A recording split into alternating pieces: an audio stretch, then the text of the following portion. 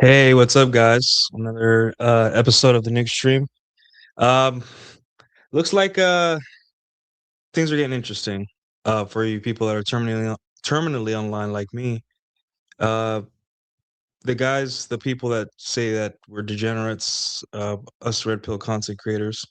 Not that we're a group, but the people that do make this kind of content, or the people that say we're degenerates, the people that say we're stupid, the people that say that we ruin women, uh, or keep showing ass. Keep showing their true colors, and I know what it is. I know what it is, and it's we're gonna talk about it today. Um, but this idea to do this show started with me thinking, like, what's going on in the online world? We're supposed to be the degenerate ones. We're supposed to be the bad ones, the guys that make morally questionable decisions. We're the bad guys. We're People only see us in case they're in dire straits, right? We are basically the person, like, when Loki is like, you must be really desperate if you're looking for my help, in one of the Marvel movies or whatever. I don't know if it was a Marvel movie or something, but he says you must be really desperate if you need my help. That's when men come to us for, when everything else has failed. Their pastor, their friends, their family, they need answers and nothing's working. So we're basically the last ditch efforts for men understanding women, their relationships, themselves, and the world. But it seems to me that the reason they would come to us is because we have a reputation, and that reputation is that we are morally questionable people. Now, that's wrong. What we say is that the red pill is amoral. The red pill has nothing to do with trying to convince you to believe or think a certain to think. It doesn't tell you what to think, it tells you how to think. So they're not going to go the extra mile to sit down and understand the red pill for what it is. If no one gets paid, if there's no boogeyman, no one gets paid. So in this live stream today, I want to talk about that degeneracy, the morality degeneracy thing, and why is it that we're seeing the implosion of men and women is spectacular implosions, not something that, not like a normal divorce or a normal affair, right? Not that affairs should be normal, but uh, affairs usually it's not as cataclysmic as what we saw recently 2 weeks ago with Elijah Schaffer and Sarah Stock. Um, and all that. There is a lot of comments and kind of takes around what's going on. And now we have, like Isabel Moody, and then now Brett Cooper and all that stuff. If you guys don't know, you guys haven't been paying attention. Brett Cooper is basically, her shtick is that she's the naive farm girl, and she is for the first time kind of like figuring out the manosphere, religion, social commentary, popular trends. She does social commentary. She is just a girl doing social commentary. That's fine, whatever. She does periodic shows where she talks about us dirty, crusty, pill, red pilled men, and it's always in a negative tone. It's never in a positive. Now, can we cut her some slack? Does the red pill have very bad marketing? Yes, very bad marketing. But for the most part, the principle is that why is a young woman uh, thinks she's so much morally better than men? Is it because of religion? Is it because of she's just, I'm better than you, or I come from this background, so I'm better than you. What exactly makes her think that she can tell men what to do, how to live, and criticize them for their choices publicly, right? Because we all criticize people. We do it in the privacy of our own homes, or we get paid for it, or whatever. But she is doing this publicly, and I've always said, like, "Hey, don't tell me how to live my life, and I won't tell you how to live yours." But that's a little bit too hard for people. Everyone wants to tell each other how to live each other's lives, even though society's working just fine. I know everyone says it's the end of the world because my morality isn't the one that's in power right now, but things are fine. I go to logistics centers, I go to airports to work, I go to hospitals, I go to data centers, I go to every single building that is infrastructure for society, and it's all running just fine. As a matter of fact, it's running even better as I've been in the industry, in the data center industry. So society's fine. It's gonna be fine for a while, probably past we're not gonna live to see society go down in flames. Um, but what brought me to make the topic for the show was I remember an episode of SpongeBob when I was a kid, and I'm a huge SpongeBob fan, I always will be. And as you know, as you grow older and you have lived experiences and either a traumatic event or, you know, you've dated women, you've had heartbreak, death of family members, you've had financial hardship, financial success, back and forth. Like you've lived a full life, a full human life. Cartoons, especially well-written ones, and movies that were meant for kids start having more meaning to you because the writing in there, a lot of what cartoons are written based off of are popular allegories and popular societal issues or just the human condition essentially. And you know when you were a kid, you see these cartoon shows and you're just like you're just laughing. It's just a whole bunch full of gags. And if you guys think about it, another thing I found interesting is that everyone says that our attention span is fried because of TikTok and IG Reels. And I'm like, I don't know. I was watching cartoons the other day, trying to find this episode of SpongeBob that I'm gonna refer to, and it was like nonstop gag and joke every like 3 seconds. I'm like, I think we've always been short attention span since we were babies because cartoons were like really like high speed gags and comedy and jokes. Everything had to be funny. So just a thought. But anyways, in this cartoon or in this episode SpongeBob and Squidward, they're coworkers. They work for a fry cook business, and for what it's worth, SpongeBob is like open and happy to work there, and he seems very positive, and he has no problem eating the Krabby Patty. And we're gonna get to the more nitty gritty, but essentially, all you need to know for now is that Squidward refuses to eat the Krabby Patty because it's, uh, it's disgusting, it's greasy, he's above it, you know, he thinks that people that eat that food and the food itself is are beneath him, and does that sound familiar? And this is what I'm gonna talk about later. We're gonna talk about what ended up happening in the episode, which is exactly what's happening to all these people that are moralizers, that tell you, "Hey, the best way to live is to have a family and kids, and if you don't have a family and kids, you lose." Or, "Hey, the best way to live is to not listen to those red pill guys." Or, "The best way to live is to be exactly like me and follow my religion and follow my life path. If you follow yours, you're wrong." And, wow, great, thanks. I'm wrong for living the life based on the best I can do with my circumstances. Thanks. So, alright, so let's get right into it. Let me bring up the slides. I prepared, again, another slideshow for you guys. Don't worry, this isn't the boring type of slideshow, this is the fun one, and, we'll get right to it. Now let me just pull it up here. Alright. Okay, cool. Alrighty. And let me get myself out of here. There we go. Alright. So, The Shadow in the Secret World, this deconstruction, the misconceptions of the sexually successful man. You guys know that I don't like meta content or meta discussions on reality. Like, I like to stick to as close as reality and practicality as possible.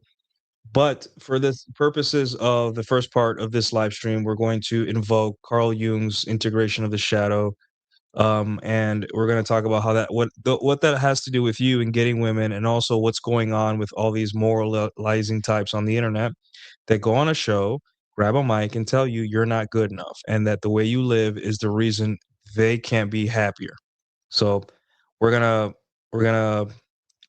talk about that in a sec. But basically, we have the mask and the shadow.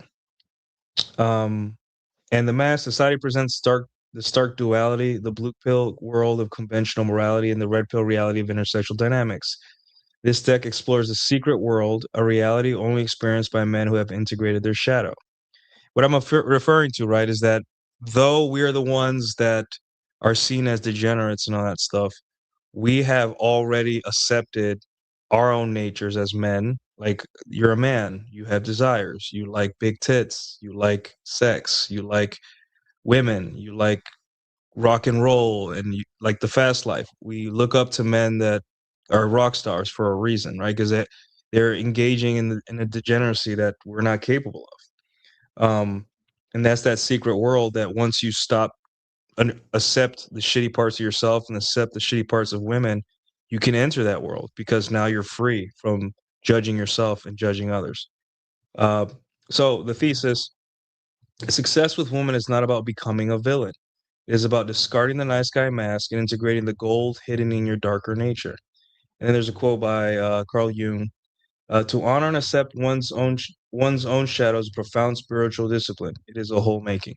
Again, I understand this is very, very meta.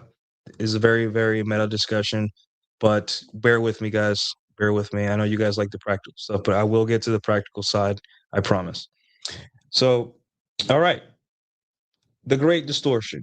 Who is the player? So, first off, when it comes to degeneracy, in terms of red pill, we are amoral, right? We don't give a crap what's right, what's wrong. We care about what's useful to know and what tools you can use to get what you want. Now, like Rollo Tomasi says, you can use the red pill is like fire. You can use it to warm your home, or you can use it to burn it down. Either way, it's on you. And that's a scary thing because men, especially moralizing men, need a moral compass that's external to them. They need a Bible or Quran, or that, respect to the religions, right? But men have outsourced their moral compass to an institution or a book or the guy with the Jesus hat, or in modern Christianity, women.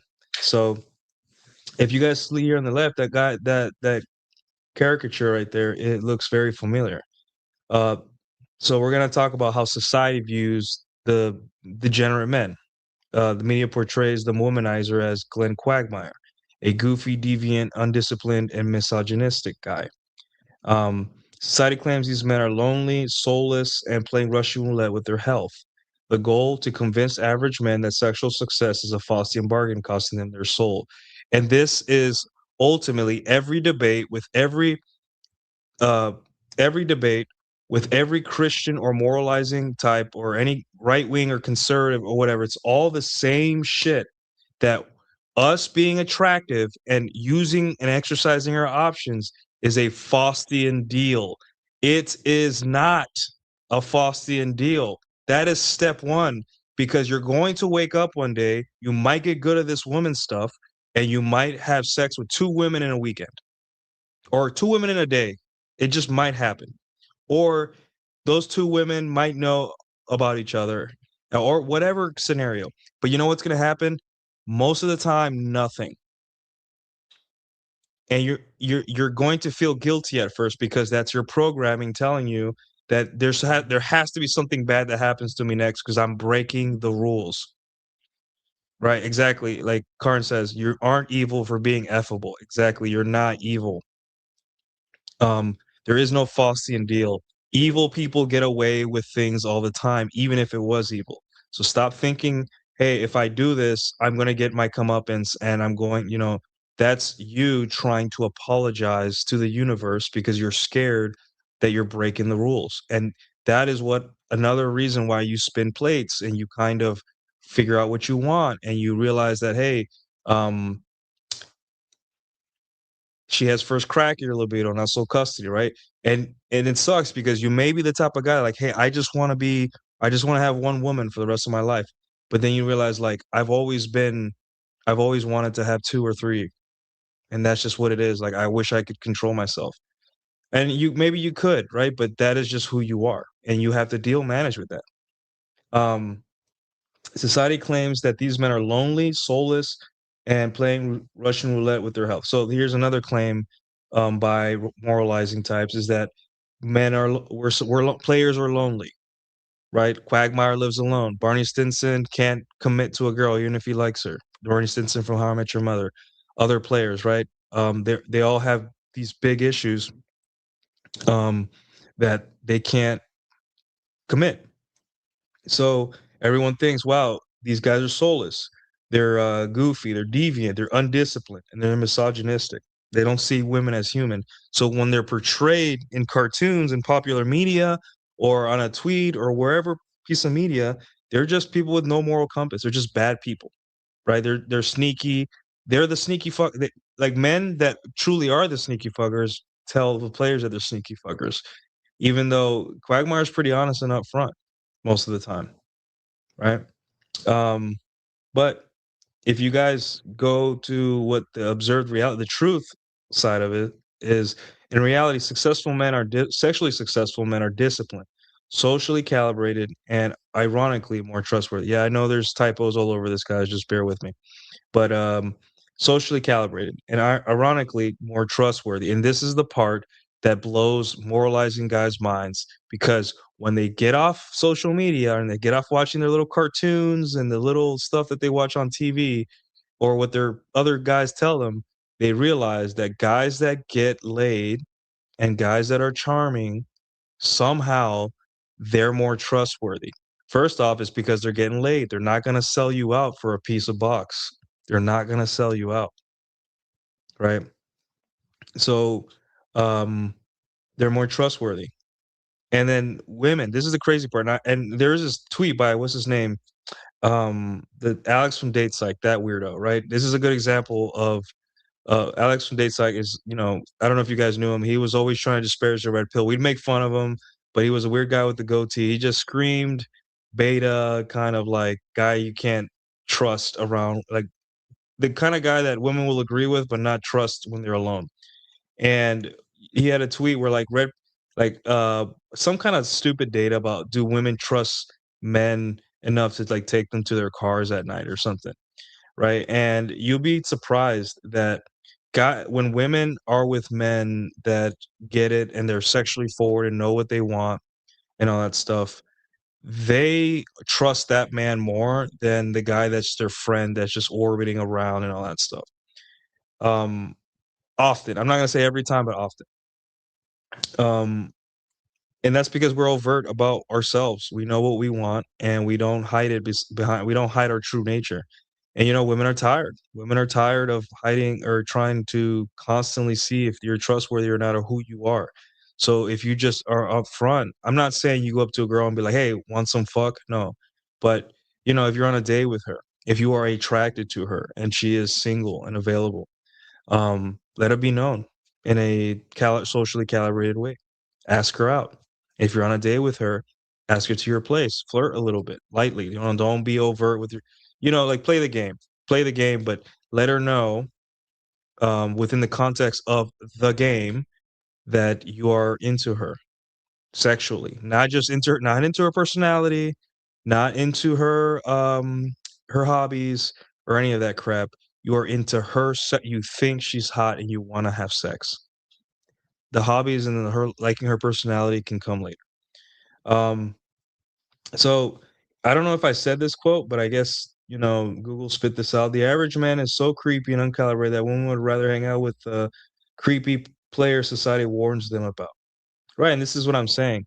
Um, this is why, as a man, you can't be afraid to be degenerate, to spin plates. You can't be afraid to be who you are, because at the end of the day, how the hell did like Trump is a degenerate, but he got elected into office. I know this is not a political show, right? But like from a neutral standpoint, a politically neutral standpoint, it's really easy to see why he got voted in. At least one of the reasons, because he just seemed like honest. Like everyone was trying to like, well, you don't pay taxes, and he just said straight up said, well, why not? Why would I pay taxes?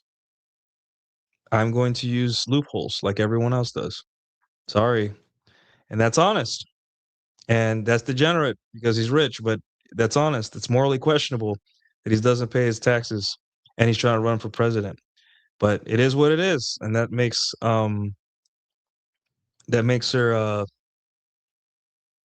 him trustworthy. So yeah. Q metallic as I am evil. Women never treated me better than when I shared them with other women. Yeah, it'd be like that. Play with her and play with her and play with her. Yeah, exactly. Are these slide available anywhere, Nuke? This one is fire. No, but I can make them available. I don't know where I would. I don't know. I have them in a PDF somewhere. I could. Uh, man, good question. Where can I make these available? Maybe in my Discord. I'll throw it in the Discord at some point. All right. The nice guy's covert contract, the trap, raised to be safe men believing that following the rules, the beta mindset entitles them to sex and love. And then the square wheels, this is the attempt to negotiate desire through devotion. If I am nice, she should like me.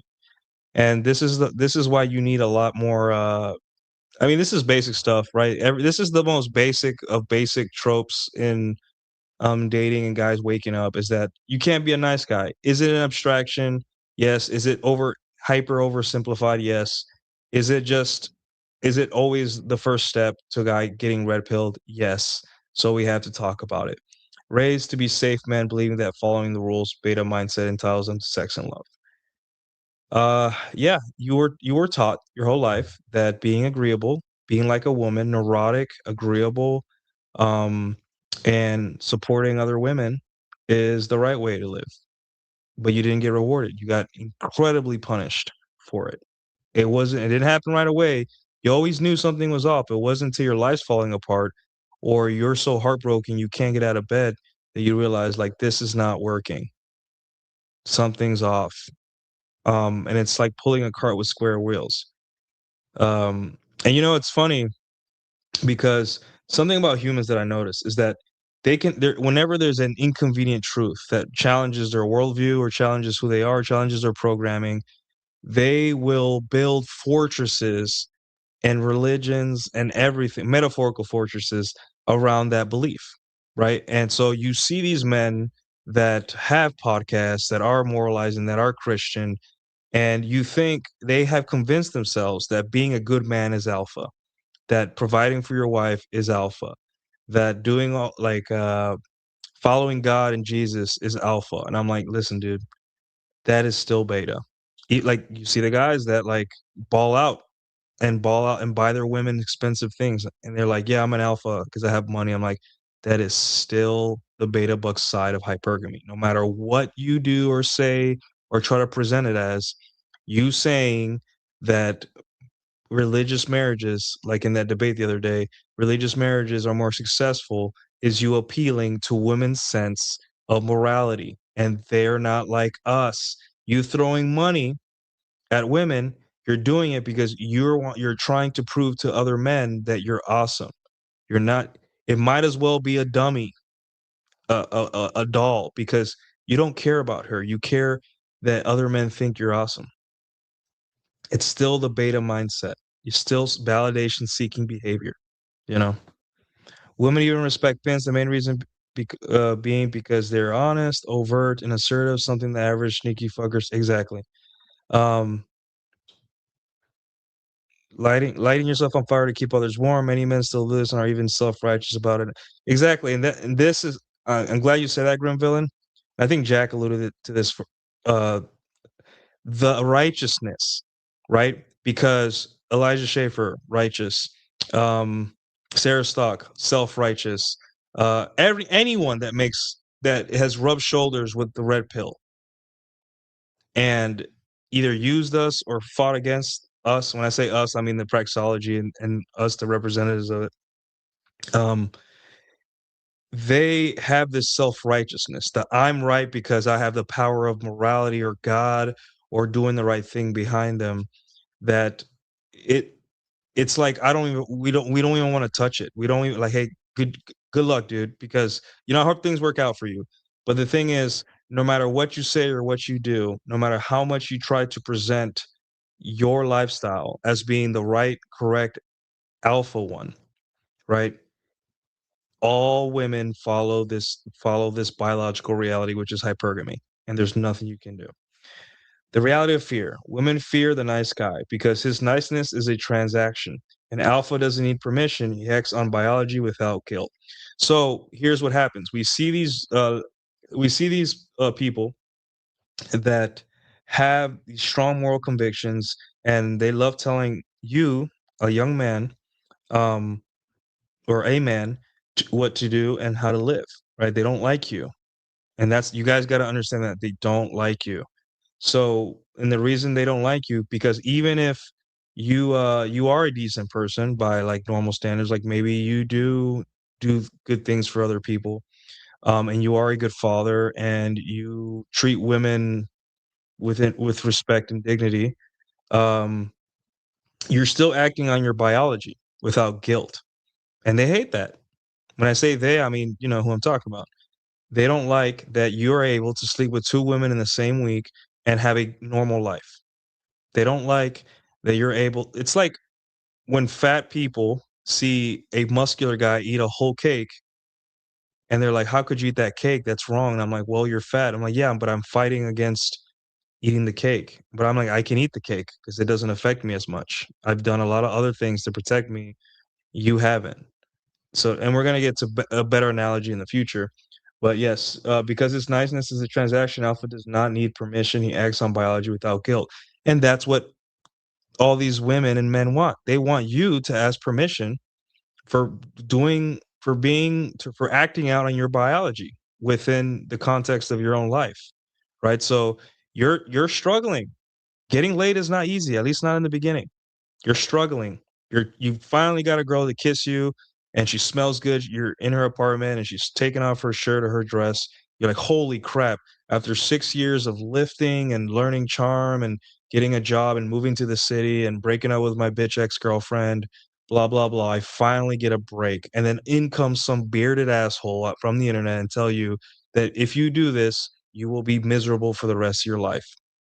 And the bearded bastard is not as in shape as you, not as sexually experienced as you, and all he has against you is that he has a moral code that he got from somewhere else bestowed upon him, and he thinks it's his duty to tell you how to live your life. And that's a little unfair because you're not in the same religion as him or the same thought process or same morality. And even if you were in the same religion, that still doesn't mean that he's interpreting it or acting out on it right, because you don't know what happens in his life behind the scenes. We don't have a camera. So women do not care about the morality of the men they're not sleeping with and barely care about the morality of the men they are. And that's what you guys got to get into your skull. Woman immorality, maybe they do have a morality, I don't know, but it's not like ours.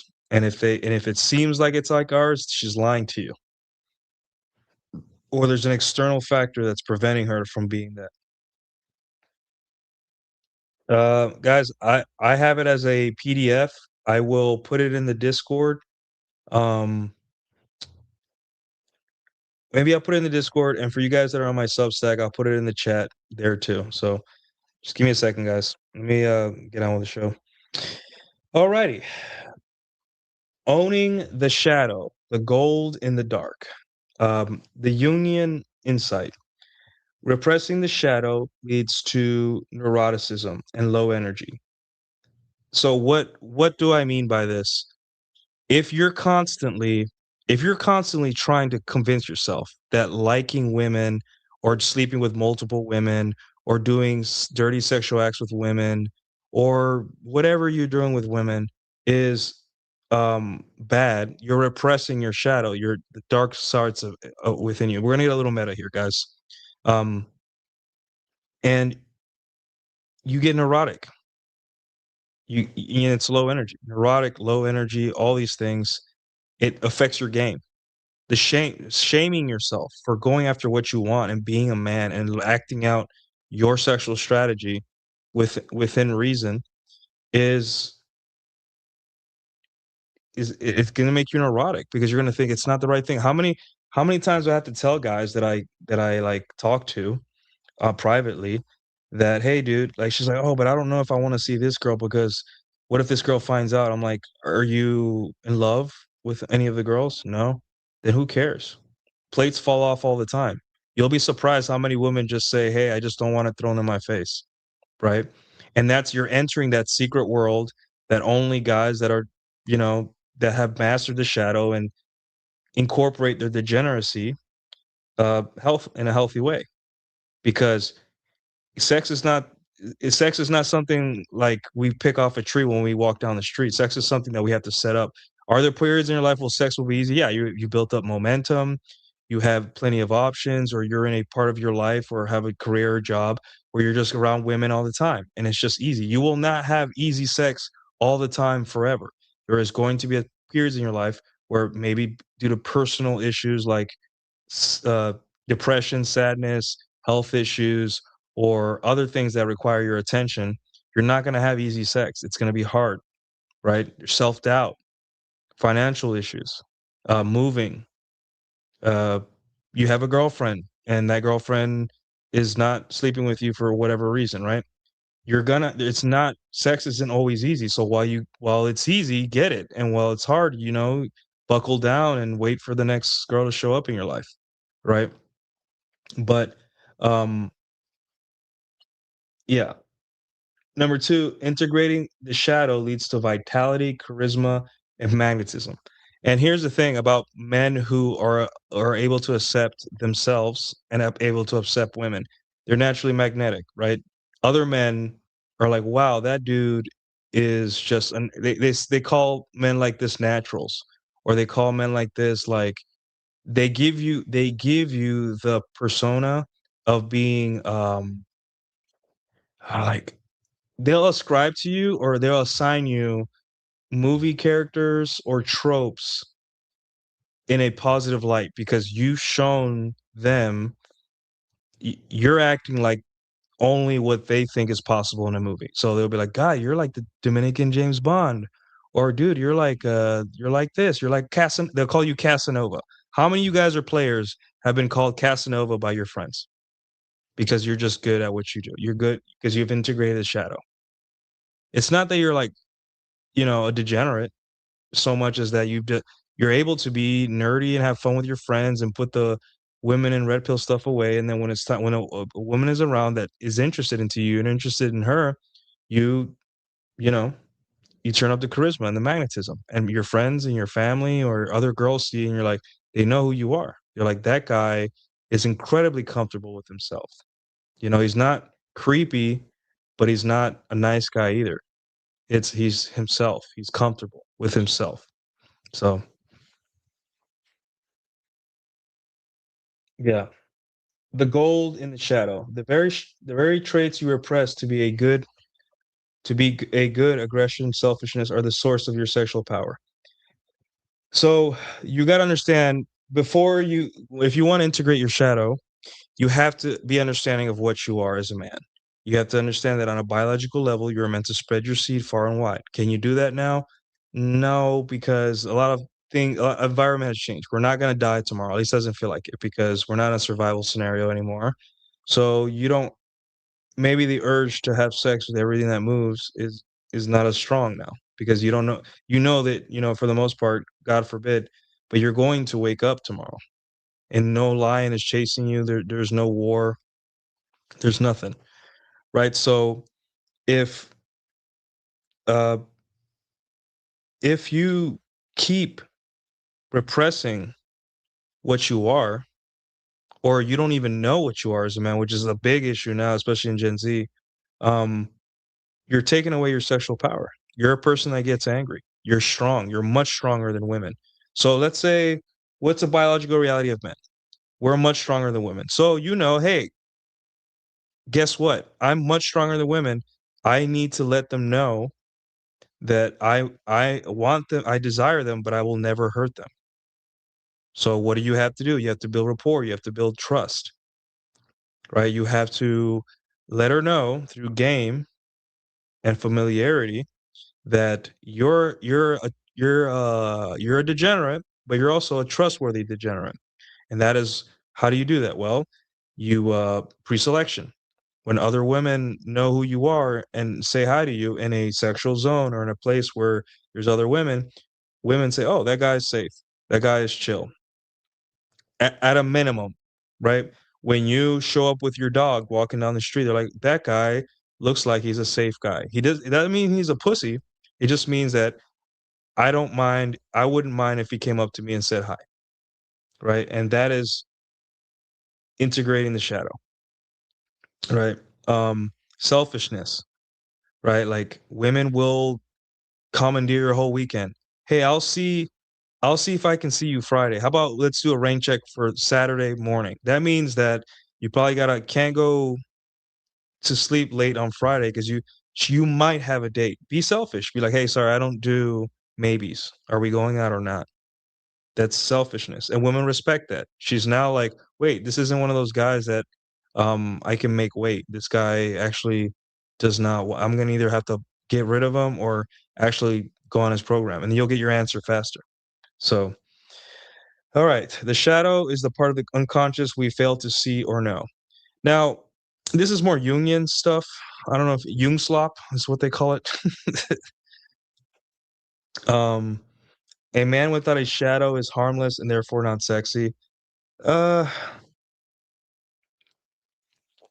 I mean, this stuff because I put some Jung as my sources here, but women crave the energy of a man who's capable of evil but chooses to be civilized. This is like that Jordan Peterson Jungian stuff, right? But here's the thing: this appeals to a lot of guys that are just barely understanding that they have a little bit of bad inside of them. That maybe I do like big tits, but I don't want to let my wife know, or I don't want women to catch me looking at them, but I have a shadow. And then what happens is they think it's the shadow, right?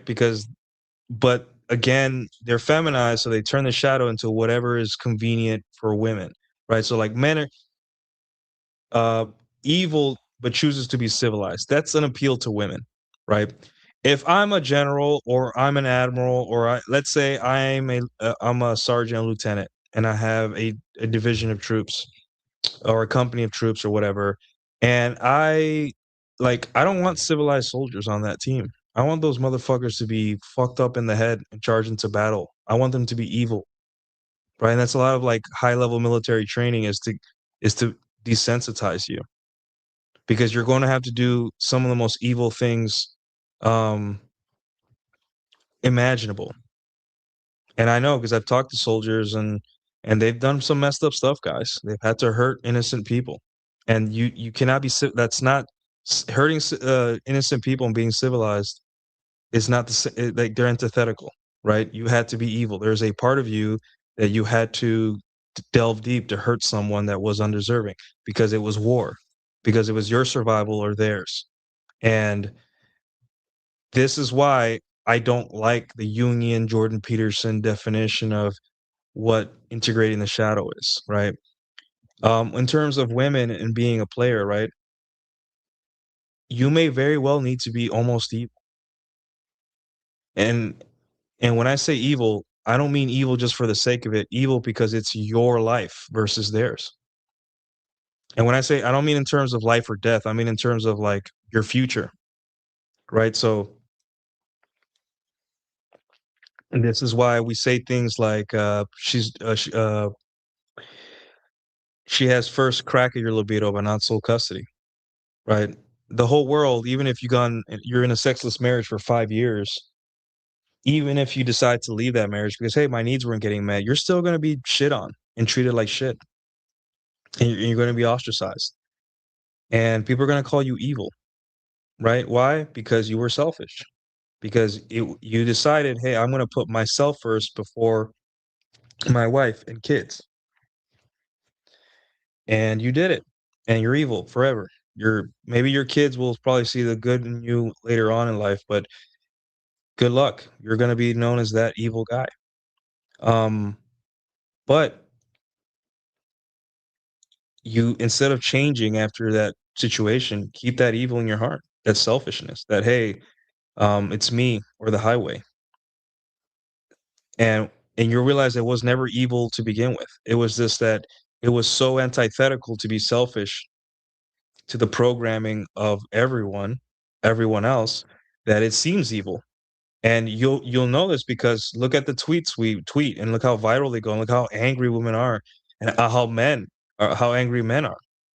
Um, I'll give you an example, the Brett Cooper thing.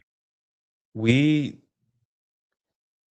we've seen evil in terms of relationship. We see how women look at men that they want to have sex in front of us. So we see her doing a we there's a sequence of actions that she's done that has had men believe that, hey, this shit ain't right. This girl might have something inside of her that's coming out and we don't know. And yeah, you have to be kind of an evil guy to see that, because you know what truly selfishness is. And this is why good men get destroyed by these trad women or women that like have a Christian revival or whatever. It's because they don't see the evil in these women, right? Their body count's not high enough. They're naive. Their morality kind of shield. They believe that their morality will shield them from the realities of women and that she's special and she's not like the other girls. But the truth is, what is evil philosophically is just women are women. It is what it is. So yeah, guys, hit the like. Where is? Yeah, what's up, Leandro? Nice to see you. Alrighty. Um. All right. Don't worry, we'll go past the meta stuff here in a second. The seesaw of personality, right? The forbidden, we have a seesaw, and there's the forbidden, which is shadow, the primary desires, the mandola, the holy center, and the righteous, social mask, and goodness, right? The righteous is like, hey, the part of ourselves that we want to be perceived as, that we want to show people, and the forbidden is our primal desires, right? Like I go out to salsa night and I have female friends, and yes, they're attractive. And if I was single and they were drunk and one thing led to another, yes, it would be on site, right? Like I'm a man. It is what it is. However, I don't show that because it's a civilized part of my life. I want to be a good person. I want people to know that I'm not a dog that's hungry, that any woman that even shows me any sexual interest, I'll fold I'll fold instantly.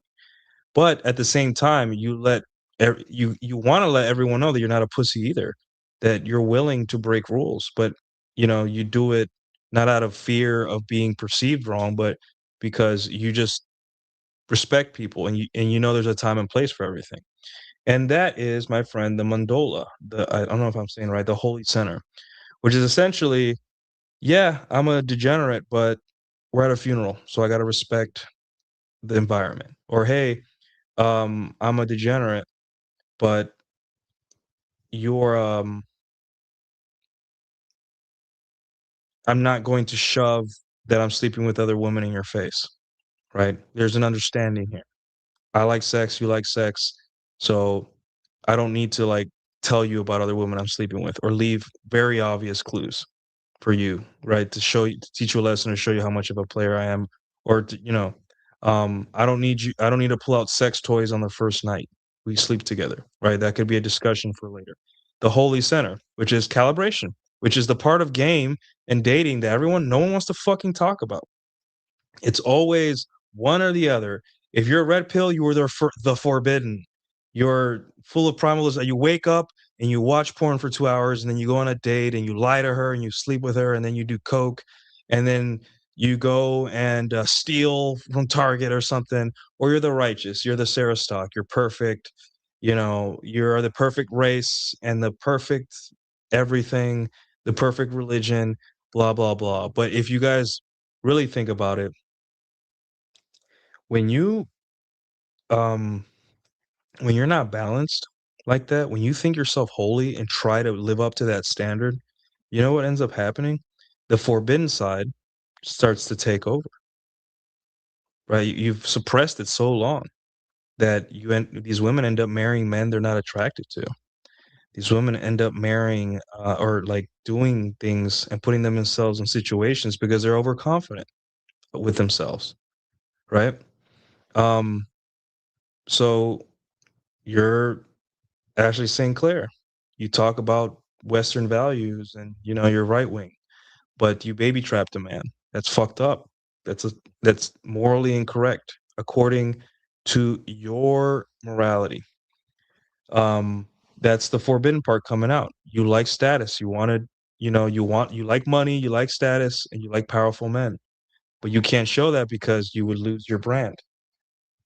So personality must be balanced. If you stack too much weight on the righteous side, being a nice guy, the forbidden side will eventually erupt uncontrollably.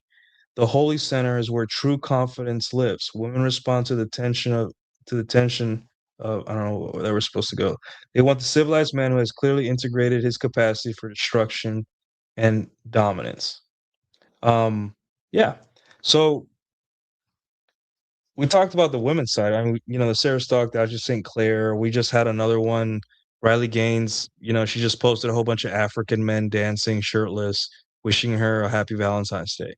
Like, I don't know if that's bad or good yet. I think it's just weird, but whatever. Essentially, what we're seeing is women kind of letting their primal desires run wild. And when you do these things, it's hard to keep them like you can't keep a baby private. You get a baby bump, and it's also the most the richest man on earth's baby. So you're not gonna you're not gonna hide that easily. So the primal desires come out, and these women do what they're gonna do anyway, and the social mask comes off, and they become insane. They go insane, and we see these insane crash outs where it's like someone was doing coke, and then like it's just bad. It's just bad, and I tweeted about it before. Like the most common characteristics among right wing or like conservative or whatever moralizing types is that their relationships, their brands, their career, and their reputations blow up so big that it's almost unreal. It takes a day or two to process it. It doesn't seem real. It seems like it was fabricated because how the heck were they able to keep this secret so long? Right? How the hell was Ashley St. Clair able to keep that under wraps for so long? How the hell was Sarah Stogger? It just didn't seem real. It was all under our noses. Um, the Holy Center is where true confidence lives. Women respond to the tension. Oh, wait, I already read that. Sorry. It is not good that makes holy. It is the union of both good and evil. And I want you guys to understand that um, holy in this instance being, hey, a good balance where you're not going to lose your job, get a girl pregnant, but you can also spin plates and all that stuff. So, yeah. Alrighty. The Squidward paradox is next. So, like I was saying before at the beginning, Squidward, fry cook, works with SpongeBob, is a grumpy guy, thinks he's undervalued, thinks that the world doesn't see it the way he does. He thinks that everyone else is stupid, immoral, a simpletons, and he's just this complicated, deep, artistic guy. Sounds like a lot of people that kind of shit on us, red pill content creators. They see us as stupid, beneath them. They'll use racial slurs or racial comments, right? But it's not about race, right? It's more about they're using words that they associate with lower status or just less competent. We're disgusting. We're gross. Ugh, those red pill content creators. So in the show, Squidward um, tells SpongeBob that he's never had a Krabby Patty, and SpongeBob can't believe it. SpongeBob's like, "How could you have never had this? This is delicious." And Squidward's like, "No, it's a heart attack on a bun. It's disgusting." And that's the Krabby Patty um, represents in this instance um, degeneracy, lack of morality, sleeping with multiple women, having fun, drinking, partying, having a good time, kissing a girl, and then kissing another girl at the same party, dating a 25-year-old one day and then dating a MILF the other, so on and so forth. Um, and he believes he's above that. This is below him, and this is funny because the other day I was watching a clip of what's his name, Matt Walsh. Yeah, Matt Walsh. He was complaining, or he was just talking about how he gets invited to these parties, I think at TPUSA or whatever, CPOC or whatever. And instead of going out to socialize with everyone, he goes home or he doesn't hang out. And he's like, it's boring. It doesn't appeal to me, blah, blah. What he's basically saying is like, this is beneath me. I have better things to do, right? Socializing is stupid and lame. We have better things to do, right? And that's like the Squidward. Squidward is like, I'm not going to eat this Krabby Patty. This is disgusting. Like, this is beneath me. I'm not going to partake in this sin, right? So the metaphor publicly, the moralist claims to hate degeneracy, raw desire, because they're above it. And the reality is that once they taste it, they go insane with desire. And that's what happens to Squidward. SpongeBob says, "Come on, just try a little bit, a little bit, a little bit, just a little bit." And Squidward's like, "Fine." And he has a little smidgen, like a speck of the Krabby Patty in his mouth, and then Squidward tries to act like it's the worst thing he's ever tried. Sounds like a lot of the people that get criticized in it sounds like people that criticize us. Hey, I would never be like you. I love being married and having kids. I love losing my virginity to my husband. I love being chaste. And we're like, okay, like why are you trying why are you so hell bent on your chastity? And then for the men's side, it's like, I love having a family. I don't like porn is bad. Porn, bad, bad, bad. It will rot your brain, and the women are the same, and everything's evil, and you know, like blah blah blah. Right. But here's what happens. Uh OnlyFans is is blowing up. It's one of the biggest companies in the world right now, or it's growing the fastest. Why? And it's all married men. And a lot of those married men are Christian or claim to be. So what's going on?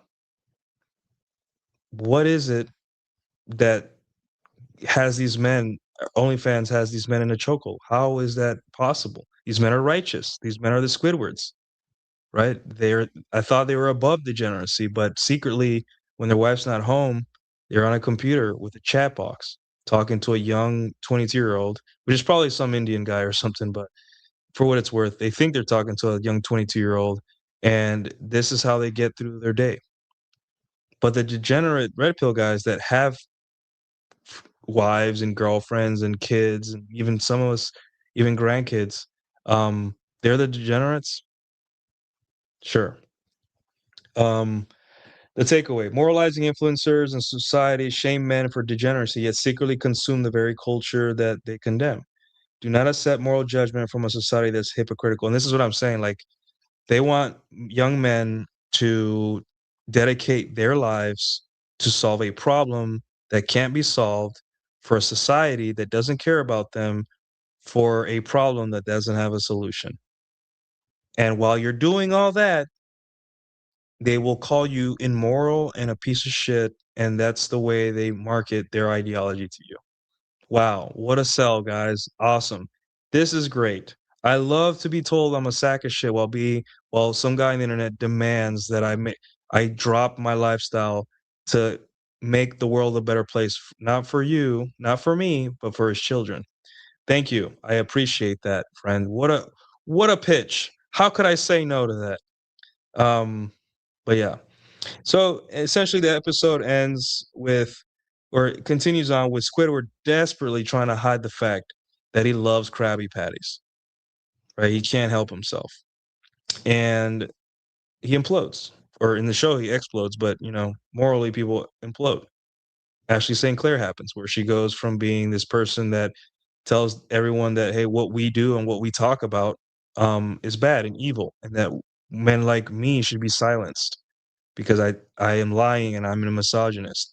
But she baby traps a man and isolates her kid from him, and then uses that situation to make money. Basically extorting money from him. Sarah Stock, the same. She essentially, you guys know what she did. She was having an affair while being engaged to another man, or dating another man, or whatever. And the guy that she was having an affair with was also, doing coke and cheating on his wife, and he had a kid. Implosion, right? It's never like, hey, it was a one-time thing, we kissed and whatever, or hey, I hooked up, in the beginning, I wasn't sure if you were the one, and you could kind of like look past it. It's just this it's such an implosion, these people's lives and their situations, that it's always spectacular. And sometimes it's not so spectacular. So in the case of like Isabel Moody and Brett Cooper, they were just in the vicinity of, attractive men, right? Like a mother who's married is at ASU floating around frat guys, muscular, tall, jacked frat guys just floating around. And Brett Cooper, also with a kid, claiming to be pure, putting herself on a purity pedestal, being naive about the realities of the world, goes to a New York Fashion Week where there's going to be lots of degeneracy going on, right? And she, for what it's worth, from my perspective, I don't think it was a big deal that she did it. I don't care, right? But what I do care about is being told how to live my life, and then being told that what I say and talk about is bad, and then you doing the same thing that you tell men not to do. Because what if I want to go party with models while my wife takes care of the baby at home or in the hotel, right? What if I want to go meet some big titty anime influencer, um, and introduce myself while my wife or girlfriend has a kid at home? Does that sound appealing to them? No, they would say I'm a degenerate. They would say that the girl should leave me. But it doesn't go both ways. It does not, and that's the hypocrisy here. And they're going to defend her, and they're going to do everything to defend her, because not only is she starting to implode, or probably will implode under the weight of her own morality, her followers will. And here's what I got to say, and I've said this to multiple women that make this content. I'm like, your biggest flaw, or this is a Faustian deal, is that you made your content, or your followers and your audience was built by men that are not sexually experienced. Sexually experienced men don't watch Brett Cooper or Isabel Moody. Men that get laid watch something else. So you built your brand and your audience on men that are looking or trying to fantasize or idealize women still. And they see you and they idealize you. And they're like, wow, Brett Cooper is one of us. She's better. Or she's one of us. She's better than the average woman. She seems like a good girl. She gives me hope in women. So here's what happens for those types. They do one little thing wrong and you let down your audience and they hate you. Or they'll divide. They'll be defending you to the death, or they will hate you and abandon you and criticize you. Yes, you'll always have a core audience that no matter what you do, they'll think you're awesome, but it's the wings you have to appeal to. The people that don't know you yet, or barely know you, or people that are on the fence about you. Those are the people you have to appeal to, because that's your funnel for new followers and new audience and new money. So you messed up, because your brand depends on you being perfect. And you know how stressful that is? That's why I kind of feel sorry for these women, because I know women. I dated women that seemed pure and they turned out to be freaks. And I've dated women that had like a tattoo between their tits and they were like squeamish and shy on our first night. It's all, like, you don't know who's actually a slut. But so we say, hey, assume all women are sluts, but don't obsess about it, with extra emphasis about not obsessing. That way, you see them for what they are and you don't idealize them and they don't let you down. Brett Cooper lets men down because she built her brand on being perfect morally. And when she's not perfect, to the guys that banked on her being perfect, she let them down. To me, I'm like, who cares? Like, my girlfriend meets famous people all the time, at least within this niche. I'm like, go have fun. Let me play my video games in peace. Or I'm going to go with someone else to do the thing. Just text me when you're on your way back to the hotel or something. I don't care, right? I don't care. But I see I'm not insecure. I don't need. I know what women are. I know what they're capable of, so I don't put them on pedestals, right? But your followers do, so that's a problem you got to deal with, right? And why do you guys think from the beginning, from day one, I have told you guys, I'm a degenerate. I am not a good man. I am selfish. I have slept with multiple women in a week, in a weekend, in a day, two in a day max. Um, I have manipulated women, and not in the fun way, like the bad way, like fake tears. I have done things that even looking like you guys remember when I leaked Michaela's DMs? I don't feel good about that. That was evil. That was literally bad. That was a bad thing to do. And I did it. It happened. Whatever. Like at some point you guys got to realize like, hey, I'm just a piece as big as piece of shit as all of you, right? I'm just smart with it. And we're going to talk about how to be smart later. But yeah, so yeah, that's what happens. The Squidward paradox. I'm going to call it the Squidward paradox, or the I think I'm better than you because I'm moral, but then when the same choices are presented to me, I literally explode. So, all right, so 50 Shades of Revelation. So we're going to talk about 50 Shades of Grey real quick because again, we have to talk about it. So the conflict. Feminists hate it because it disrupts the narrative of equality. Conservatives hate it because it exposes that women are not naturally attracted to the safe husband. What does 50 Shades of Grey um what does 50 Shades of Grey represent? Right? It represents women's darkest, most messed up sexual desires. And also the egotistical side of women, right? Like super egotistical. Um and who is the one writing this? Well, was it something Meyer? I forgot her name. Sydney Meyer? I forgot the author. But anyway, something Meyer, right? She wrote it, and people like the girls that normal women liked it because it's living out their fantasies, basically pornography for them. But feminists and conservatives didn't like it because hey, this both of them are realizing that hey, this is giving up the game, right? And what is red pill but a praxeology that gives up the game, that tells men what the game is? So it's like, okay, um, we're basically 50 Shades of Grey. It's supposed to be hush. It's supposed to be between women. Men are not supposed to read this stuff, but we tell everyone, hey, women want to be spanked and spit on and slapped within the bedroom, not outside the bedroom, guys, but in the bedroom. They want that dominance. And the reason they like 50 Shades of Grey is because it gives them the feeling of a powerful, dominant man losing control because he desires her so much. And that's women's fantasy. That's why they literally read Morning Glory Milking Farm. And now there's dinosaur smut. I'm like, Jesus Christ, when does it end? The truth. Both sides hate the book because it exposes a biological reality. Women are sexually aroused by power, dominance, and competent danger, not safety. Key concept, I'm not going to say that. The R word fantasy archetype isn't about violence. It's about being so desirable that a powerful man is overwhelmed by his need for it. Exactly. So there's a parallels between Red Pill and 50 Shades of Grey.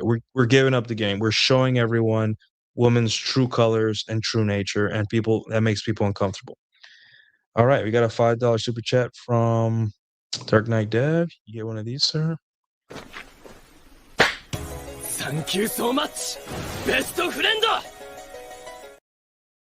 Went to a club in Times Square. Food was good, but music too loud. Girls were twerking, but I see why you go to speakeasy clubs. Are you? Yeah, man. Clubs are just a place to get you to spend money, wait in line. So you wait in line, and you get patted down by a cranky uh, bouncer who's already had to kick 3 people out for being drunk.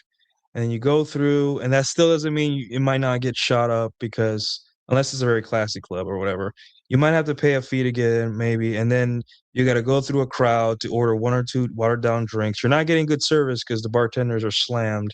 The people are drunk. You could smell everyone's bad breath. It's packed. There's no girls around. You can't talk to your friends. You can't talk to women. People are spilling drinks on you, you're tripping over people's feet, the music may or may not be good, and like wow, great. I had a great time. So it's like it is a humiliation ritual because you get nothing out of it. That's why go to places where you can hear yourself talk. Go to places where women are like social. Women are on their worst behavior at the club because they have the bouncer and the staff protecting them no matter what they do. And they have constant, constantly being approached by drunk men because the only place or only state of mind a man can, the average man can approach an attractive woman is drunk. So all this liquid courage out there, that liquid courage sometimes translates to you being the enemy and wanting to fight you, or coming up to women, and now you worked up all this game and dressing well and your money and all that stuff just to throw it away in a place that you weren't meant to win. So yeah, it is a humiliation ritual. Now, if you bring like 2 girls with you or a group of girls or you're the only guy and there's a lot of girls with you, then sure, it might be a little fun. That might change things in your favor. Or if you go with your girlfriend, that might be a little fun, cut and loose with your girl, or on a on a date with a girl you're like if you go with a girl that you've already been hooking up with and you kinda like and she's fun, yeah, clubs can be fun. But when you're hunting, when you're on a first date, when you need some fresh air, there's better alternatives. Leave the club for people that are clueless and blind and don't know about their own, how to get laid or how to have a good time, right? So, yeah, thanks, man. Thanks for the super chat. Uh, you think you're better than me because you're moral. I think I'm better than you because I'm not Jack Navy or Sub. We are not the same. Nice.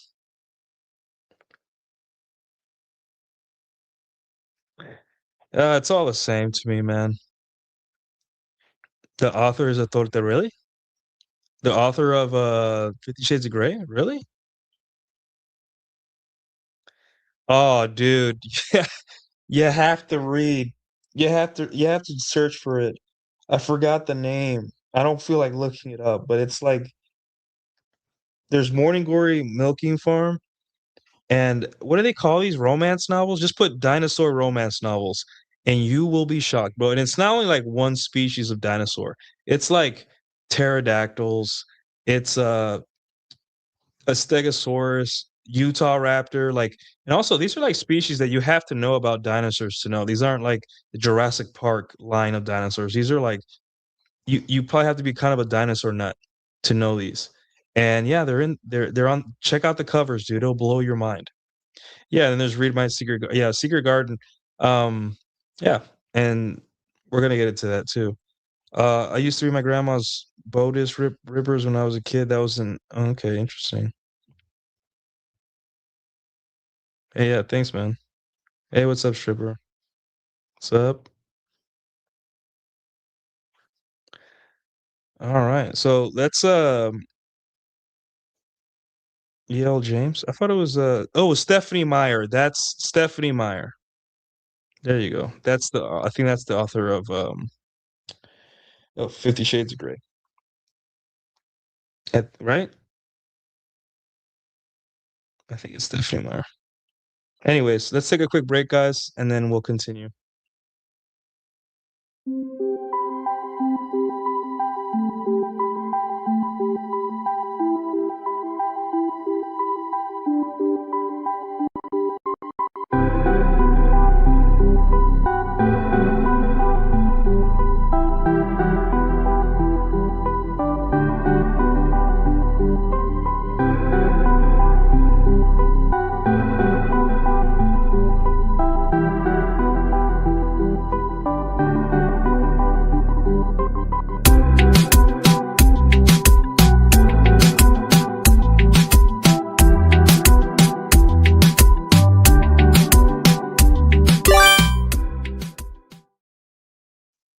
Oh, okay. So yeah, I got Stephanie Meyer did Twilight. Oh, okay. And E.L. James did. All right, cool. Yep, he found it. All I want for Christmas is Utah. Dude, I'm telling you, you you're in for like a lot of guys are getting into this red pill stuff. They're one of the biggest shocks, and it's gonna shock you probably for the rest of your life. Is like how dirty women can be. and how like them complaining about men being perverts and men being too forward or men this is just it's just a front. Like women are gross. Not in a good way. Women are sexually perverse, man. The things that I've done with women are like, and even then, I don't even think I've done much. Maybe there's a level to them I haven't reached yet, but yeah. Paleo porn, I like that. um, dude, yeah, someone just found it. Someone just found it.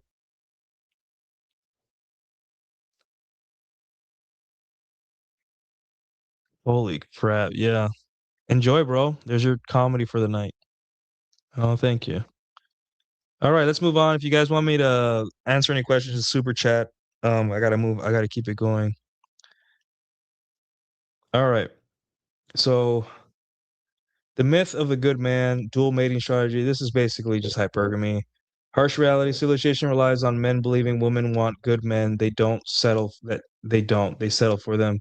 The goal to be the man she desires, the shadow, not the resource she settles for. Yeah, it's a little binary. You got to be both, but you got to be mostly the alpha, right? You want to lead with alpha. Some women need more than others. Some women need too much to the point where it's just a headache, and or it's legally or fiscally or any of those things. It's just too much. Some women need constant drama and constant, and you can't do it forever. And it's just like it's not worth it, you know. And those women, often the sex is really good. It's just you can't. It's a bull ride. You can't do it forever. You're gonna burn out, so you do it as long as you can, and then without hurting yourself, your finances, or her, or whatever. So, high status, exciting, dominant. Women break rules for him. Yep, beta bug, safe, provider, reliable. Women make rules for him. And when the degenerate thing all comes down to this: moral men and the women that don't want us to know their true self, right? Shame the alpha because women are afraid that we give away the game. That's why they don't like when we talk about, a 2-second interaction with Brett Cooper, giving her the eyes, the puppy dog eyes, right? But it's more than that, right? We're not talking about a 3-second clip. Yeah, the Spurgs are they're spurging out, right? Yes, I understand it's a little spurgy to like, uh, right, but it's just the whole spectacle from beginning to end is a little bit like, "Hey, I can't do that. I have a wife and kids at home. I can't do that. Why is she? She's the one telling me to be better, or men are messed up, or secular men, or why don't they live on a farm and have values like me?" And I'm like, "Okay." So, yeah. The goal to be the man she desire. Okay, we talked about that. And the beta bug safe, provide reliable. And the thing is with men that are degenerate that are able to open women up and get them to be they're the beta guys. They believe that we are the ones licking all the ice cream, that we're the ones treating them like shit and damaging them for them. But the truth is, women were never damaged for being sexual or being perverse. That's just who they are. We just play the game with them. We're not turning these women into bad people. And that's antithetical to their whole identity, because to them, women are still these pure creatures. They're not. Even virgins fantasize about sex. They may not have the same imagery, but you remember the insertion of your body, like the act of actual sex is just part of it for them. They're not like us. We are simple. We see two people having sex and we're like, I'm gonna jerk off to that. Women, it's so many more things, right? That's why there's morning glory milking farm, because it has to be a certain way for women. They're not like a switch like us. They're more complicated than that. And that's why we have to make podcasts and shows and books on how to get laid, and they don't. The sexuality is completely different. So let me grab the super chat real quick. All right.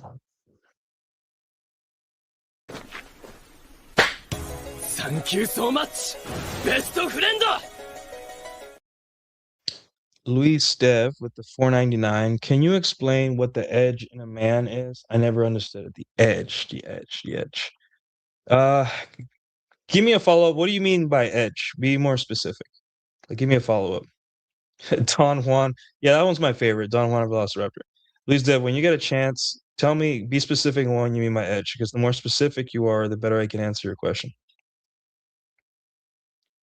So, exactly. Ice cream wants to be licked. Exactly. All right. So whenever Lee Steph gets back, I'll go back to his gets back to me. I'll go back to his question. But let's continue on.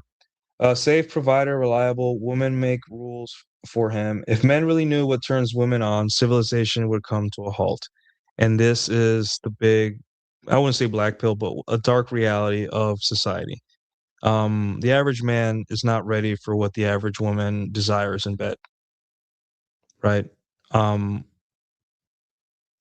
and this may be showing a little bit of my like sexual experience and body count, but if I see a woman having sex on the internet and I look at the man and the woman and I like measure it about my sexual experiences and how I am in the bedroom. And sometimes I'm like, this is really vanilla compared to like how it is in real life. And you may think, am I perverse or am I the degenerate? And I'm like, no, I am doing what women reward me for. Women don't reward me for making slow love, at least not often. Women reward me for like trying to like rough sex, right? So women taught me. If it was up to me, I'd still be looking at some smut video and being like, wow, that shit is crazy. He has her in reverse cowgirl. That's a crazy act. Whereas in reality, I'm just like, yeah, that's a Tuesday.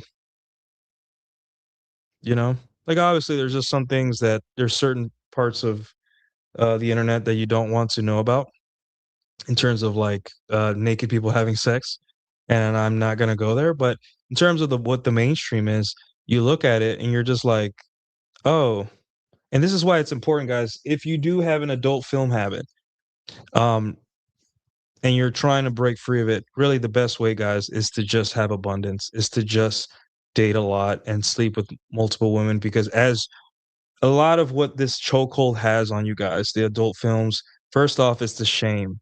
You got to realize that you're watching this not because you're a bad person. And I have to make this aside because this is just the same people that are exploding their marriages and being and doing little drugs and traveling to party with men while being married all are the same people telling you that looking at naked boobs online is bad for you. Got it. But realize from a perspective of what's best for you and helping you, right?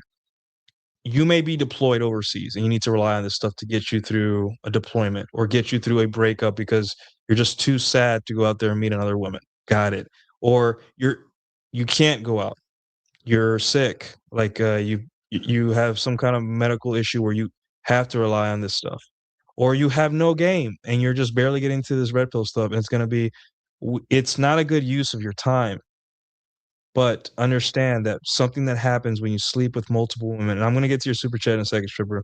When you sleep with multiple women and you get sexually experienced, is that the shiny object that is pornography, it starts to lose its luster because you look at all this and then you realize, wait, girls don't actually like that.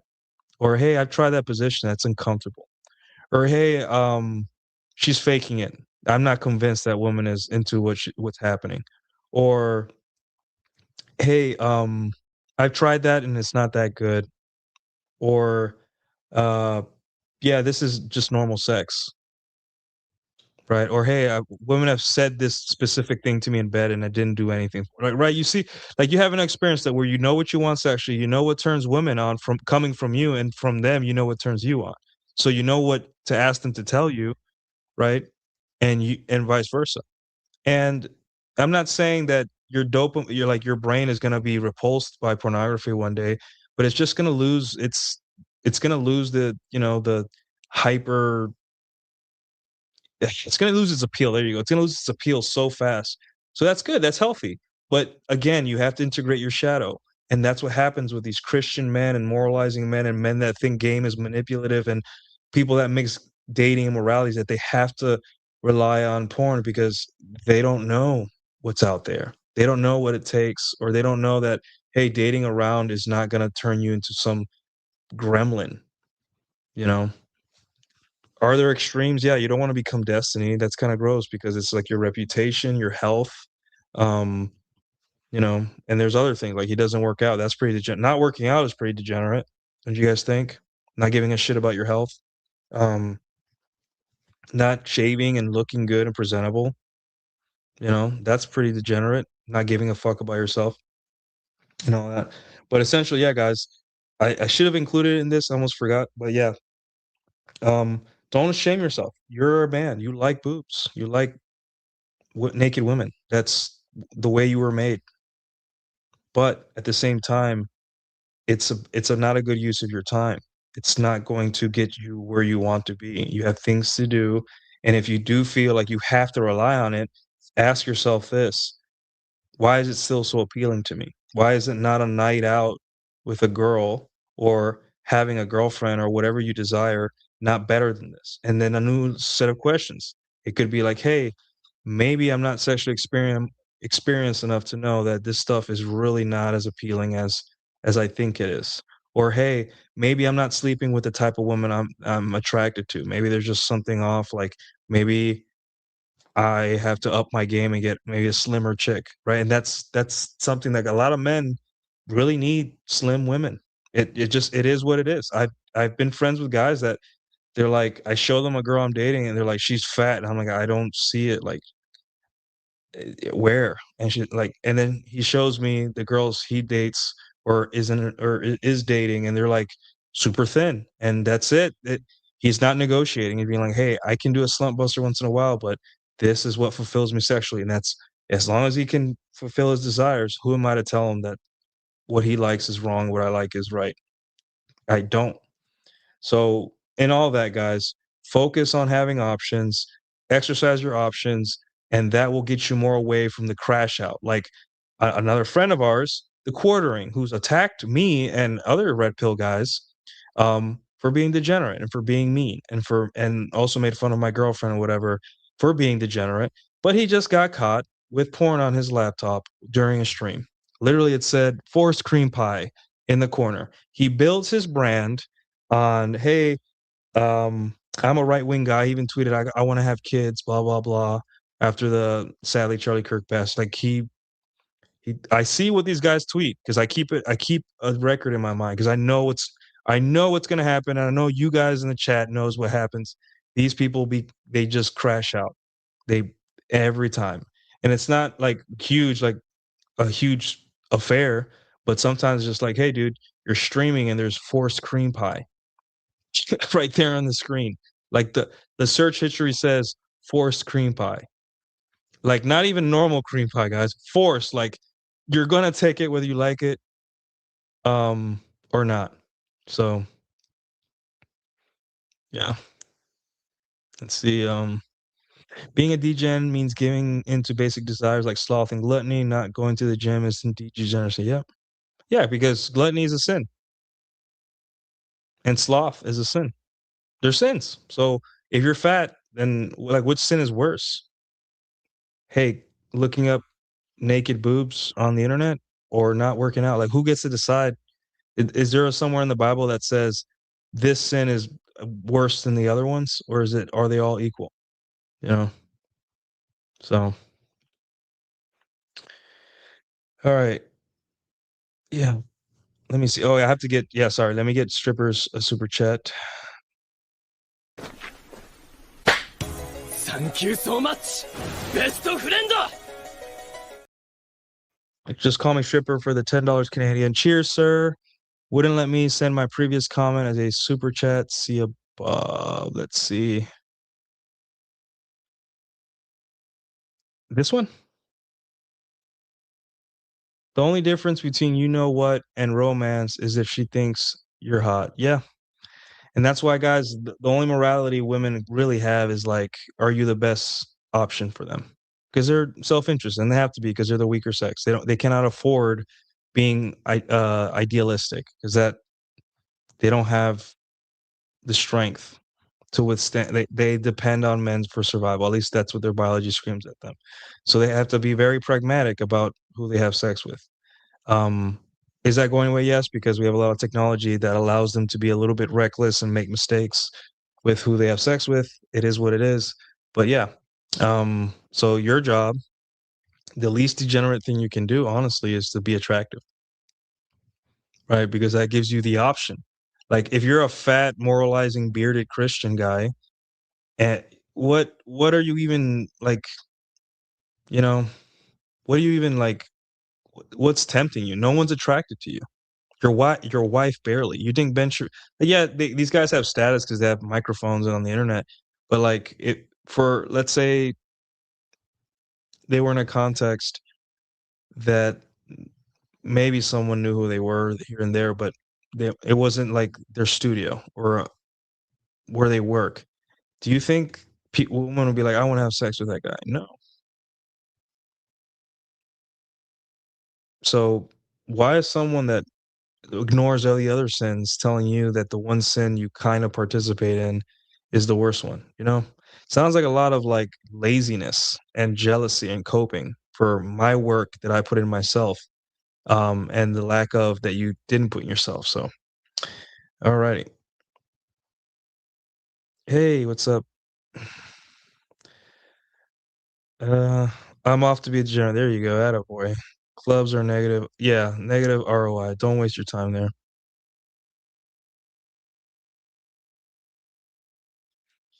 Yeah, and this is what I'm saying, like, this is important.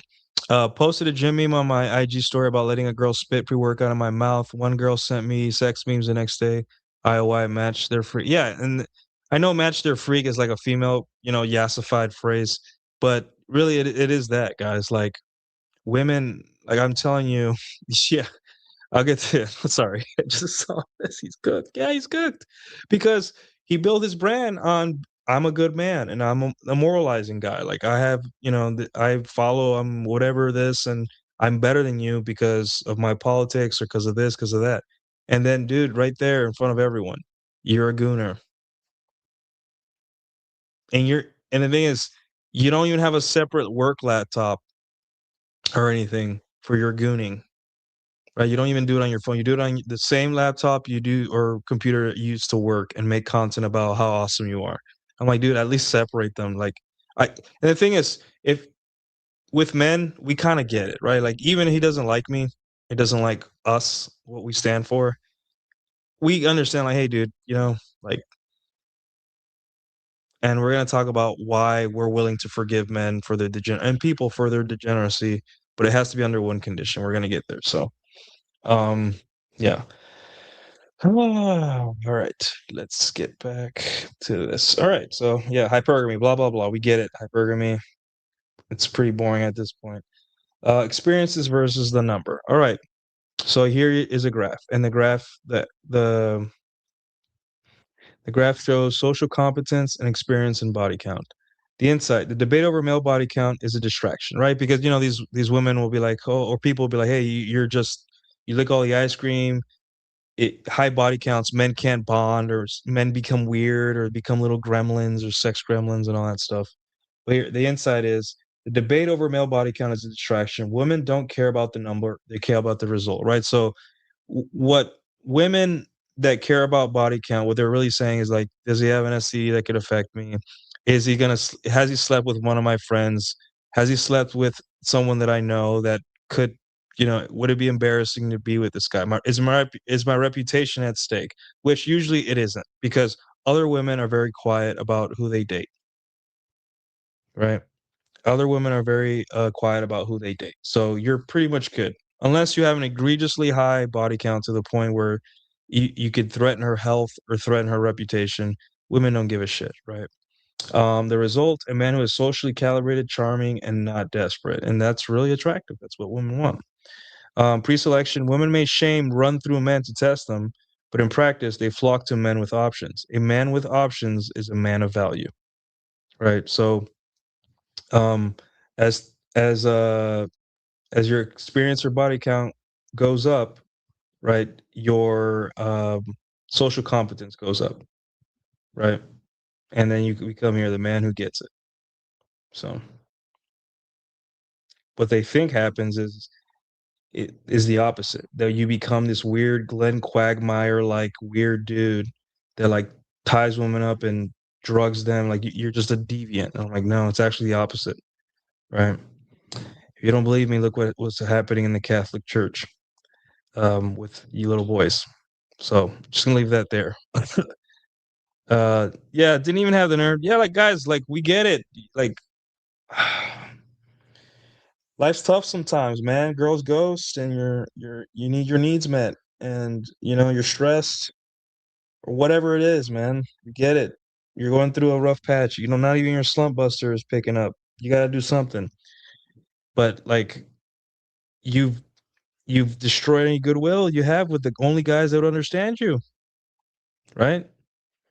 If you would have been, and also you could have owned up to it. You could have been like, "Yo, sorry guys, I'm going through a dry spell."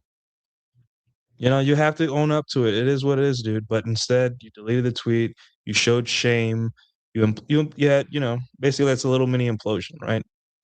And that's what I'm saying. Like, guys, present yourselves to people in a human way. Don't moralize. Don't tell people what to do. Stay in your lane because one day you may be facing the public trial, the the court of public opinion, and people are going to remember the times that you told everyone what to do, how to think, how much better you were, right? And it happens all the time, and people implode, right? Whether it is opening a jar, being unable to open a jar, or sleeping with your coworker, or baby trapping a billionaire, or partying and going to Fashion Week, or going to ASU to go party with frat boys, and the list goes on. You see, the list goes on. It's just try to stop being that guy. Of course, you may have morals, but like keep that. Those morals are for you and the people that you love and care about, that you give a shit about. Hey, I have morals for my girlfriend. I have morals for my mom, for my brother, for my coworkers. I have a morality, but those people I care about. They're in my life, right? So there's certain, but to guys, like for you guys, I don't fucking know you guys. I can't tell you how to live. Even if I'm religious, I still can't tell you how to live, right? I can just tell you God thinks this is right, God thinks this is wrong. Hopefully you find the way. Have a nice day, sir. Bye. That's all I can do. Right. Yeah, there you go. You think this is bad, you should see my hentai. Yeah.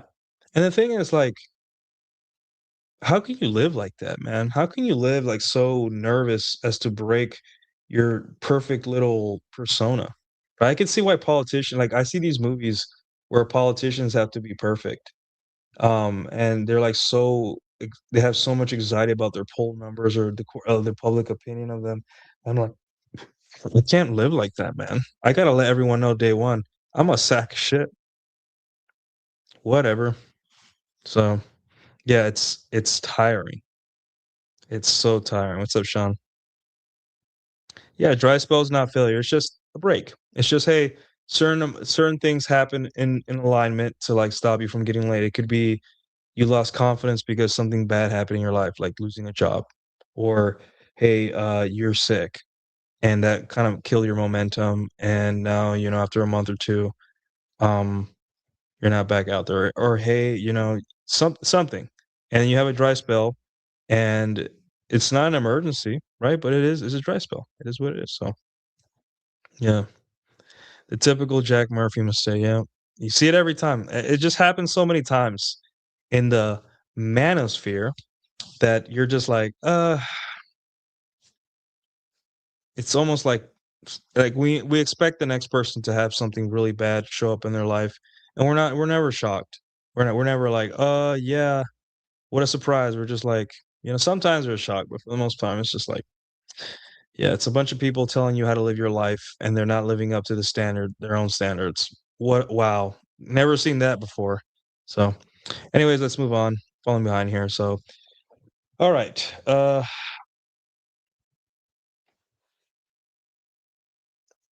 secret side of women. Um, so there are two different worlds. The beta experiences public relations department. The alpha experiences her raw nature. Examples: women revealing deep fantasies, engaging in taboos, and breaking their own rules regarding waiting periods. Right. So Sarah Stock made her husband wait for months, but she was already hooking up with the guy. She even promised him her virginity. Um, Key takeaway: women do not get offended by bold sexual desire from a man they respect. They are relieved by it. So now we're gonna start. We're not now. We've already talked about the metaphysical bullshit, the Squidwards, the Carl Jung shit, whatever.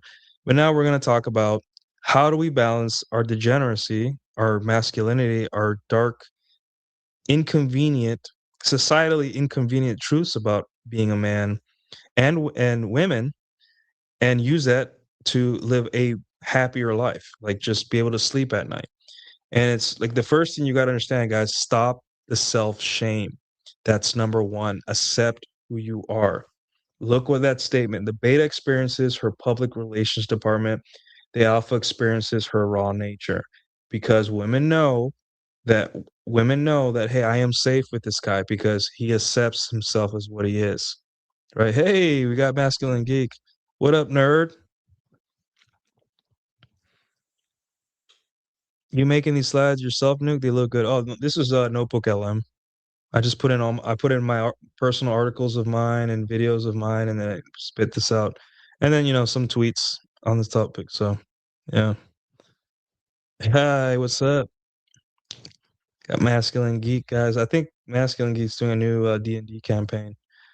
But yeah, you got to be a degenerate, and you know, Masculine Geek is like he could tell you a lot about being a degenerate.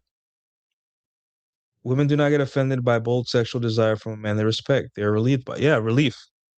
They've this guy's not weird, or this guy isn't trying to put me in a purity pedestal. Thank God, because it stresses them the fuck out when you put women on a purity pedestal. Women want to be degraded by men they like. It may not be the first time you have sex, but like eventually they're gonna start asking you for more. Like, hey, can you tie me up? Hey, can you get me a collar? I want a collar. Right now, guys, whatever women you're sleeping with or dating or your wife or whatever you have, text her right now and say, "Hey, what's your favorite color? I want to buy you a collar, a dog collar. Say dog collar. What's your favorite color? I want to buy you a dog collar." And I promise you, it's gonna be a good response, right? Because this is tapping into her need to submit sexually to a man that she likes, she respects. So this is how you start like testing the waters, because yeah, you may not want to do like the movie Euro Trip Club Bander Sex BDSM shit day one, right? But start inching your way into her psyche and start asking for things or saying things to see how she reacts, right? Um I always say, mention the dog collar. Hey, what's your favorite color? I'm looking for a dog collar for you, and just see her reaction. And guys, usually, if not all the time, it's gonna be like, "Really? I didn't know you were into that," or like they're gonna be excited. They're gonna be excited because everyone else in her life has an expectation of her to be a good little girl, and everyone is expecting that. Her boss, her mother, her father, her sisters, the other dorks she's ignoring for you, everyone, and you can be the only guy she can be a slut with, and that's what you want, and you got to free them from that bullshit. So yeah, take her to PetSmart and shop for one. Yeah, or that you can make a little date. Hey, so what type of dog do you have? Well, she's the dog. There you go. Both of my there you go. See, oh, I love hearing that. Both of my you see how nice that sounds? Both of my girls are collared. Yeah. And the thing is, guys, go on Amazon. They're not expensive. If you don't want to go to PetSmart, they come in designs. You can get them custom made. Try it. You know, try it. And they come with like a leash. And this is a specific. You may not be into this. There's other ways, right? But I'm just saying, like, women women truly need men like us to be like this. They desire it, right? And this is why You need to stop arguing with people that say degeneracy is bad and just become it. You know that what women want. They Morning Glory Milking Farm, like there's books about dinosaurs now. There's dinosaur smut now. Like they're literally screaming, please, please degrade us, right? As long as they like you first, right? Obviously. But please degrade us. So it's like, you know, are you gonna stand there, be a dork, and be like, no, I'm too pure. I'm waiting for a good girl. The good girl's right there. She's already in front of you. Yeah. Women are great if they're attracted to you. As a matter of fact, women are overwhelming when they're attracted to you. It's too much sometimes. They worship you too much. They like you too much. They treat you too good. You're just like, hey, chill. Like, give me some space. I know that you want to cook for me naked in lingerie, and I know you want to wear a collar with my name on it or whatever. But for now, I just need some time alone. And they'll be annoyed that they don't get to be a slut for you that day. But you have to do it because you're a man. You need your time alone, right? But this is why it's so important to become attractive above all else, right? Laws of the jungle. There is no morality in dating. There's only attractive men with options and men without. That's it. They want that force. Yeah. So yeah, guys, follow Masculine Geek there on Twitter. Look at it, look at the images he posts and tell me, and trust me, he's one of us. He's one of those guys that is degenerate just like us. So all right, the Alpha Pass, VIP access. Definition: exemption from social rules and moral judgment granted to men who demonstrate amused mastery. So the reason they don't like guys like Masculine Geek or Jack or me or any of you guys in the chat or Stripper or Grim Villain or any of you guys is essentially is because women break rules for me. Women aren't supposed to submit to men. They're not supposed to. Women are not supposed to be degraded privately or publicly. They're not supposed to listen to men. They're not supposed to share men. That's against the rules. But when a man is unashamed of his masculinity and outcome independent, women stop testing him and they start to please him. And being rejected by a woman, yet she introduced you to her friends is evidence of this because there have been times, and I'm sure you guys have gone through this, where a girl is not into you, but she respects you so much in your approach and who you are that she's like, hey, but I have a friend for you. It may not be that direct, but like I've had times where the girl's like wasn't into me, but she's like, hey, this guy's safe, and I think I respect him, so I'm gonna introduce him to my friends. Yeah, and that's really helps. The logic, she knows you're an honest man. You looked her in the eyes and made it clear you wanted her. Yeah, make it clear, right? You don't have to be direct, but make it clear. Yeah, core tenet of feminism: never do anything for the express pleasure of a man, right? And that's why tradcons are the biggest feminists because their whole religion, movement, everything is make mommy happy and comfortable. Same thing as feminism. So, amuse mastery and neutrality, and we have Professor X there. Moving from red pill rage, anger at female nature, to neutrality, acceptance of reality. The mindset: eradicate revenge fantasies, stop needing to win or fix women, view them as they are, not as they should be.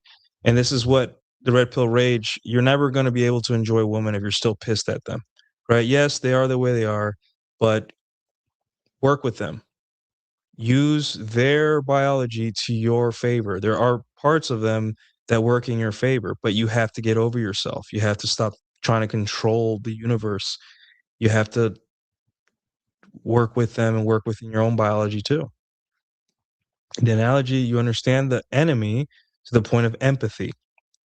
You read the mind, understand the pain, and work with the nature rather than fighting it, right? So I'm expressing to you guys, hey, women need degenerate men.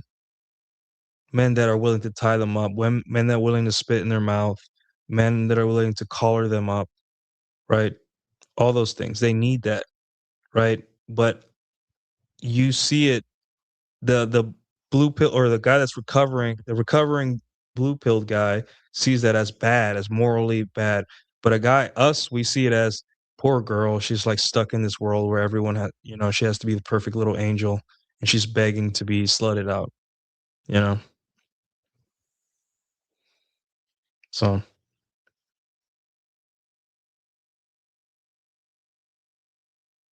yeah. And the thing is, with men, we as men like it when females want to be sluts, and obviously sharing your jet for a wife with other men, discussing it, and is innately uninterested. Yeah, but even then, there's men that don't like are swingers, and they don't care. It doesn't turn them off at all. They just have the gene. Maybe it's genetic.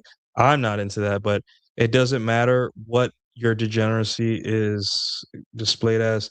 It's you're a man. You do it on your terms, and you just let no one tell you what to do.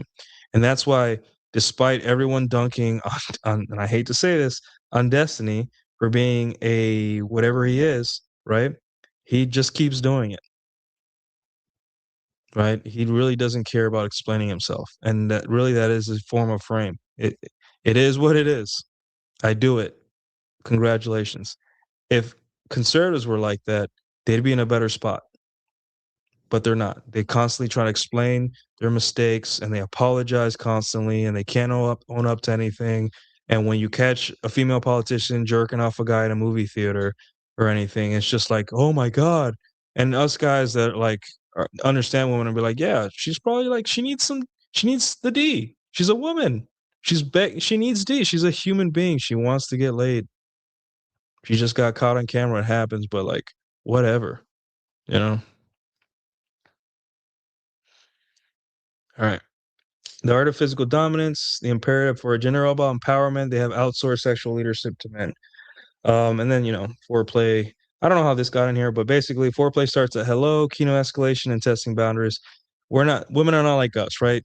We see a naked woman and we're ready to go almost instantly, right? And even if we're not, a couple tugs and we're in the game. For women, it's not the same. They need time. They want foreplay. Yes, are there times where women want you and will tear your clothes off? Yes, but for the most part, there's some kind of build up that they need in order to enjoy sex, and that's a common complaint. No foreplay. Women enjoy foreplay, right? So it starts at hello. So hello, you touch them on the shoulder, you touch them at the hand. We've talked about kino escalation in the past. Test boundaries, push boundaries, and if she pushes back, then you fall back and push and pull, whatever. The neck, a handle to control tempo and intimacy. Oh, this is like sex, right? Alternating slow. Oh, these are sex tips essentially. So I don't know how this got in there, but essentially, when you're hooking up with a chick, you hold her neck like a cell phone, right? Whether it's the front or the back, you don't crush her windpipe unless she specifically asks for that. And be careful, be careful with that, right? That is dangerous. But and you can use her neck as a way to control the tempo of sex and intimacy, right? And then another trick is alternating slow and fast. The goal is to make her feel alive in a world where everyone is born agreeable. And these are just sex tips. And I think Notebook LM tried to make it user like family friendly, but we can move on. We can move on from here. Um, yeah, windpipe maxing. Yeah. All right.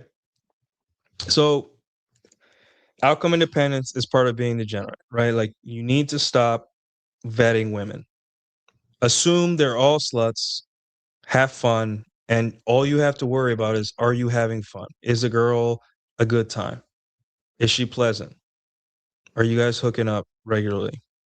Is she fun to be around? That's all you have to worry about. The alpha is self-amused. He enjoys the interaction regardless of the outcome. Yeah.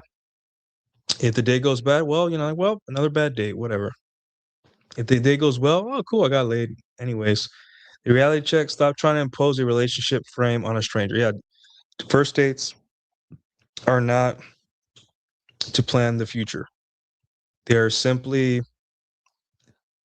to have fun. She's trying to see if you're worth the risk of having sex with, and you're trying to see if she's down to have sex. That's it. No more than that. You can plan your future 3 months in when you starting to feel like, hey, this person ain't so bad. When you're willing to walk away and when you don't need her validation to enjoy the night, you become the prize. Right, exactly. The man in the arena. The secret world is not for the moralists who watch from the sideline. It is for the participant. And trust me, there is a secret world out there, and it's not like there's someone at the door saying, "Hey, you can't come in." What I'm saying is that there is a certain level of trust that people pick up on, that they know you're one of them.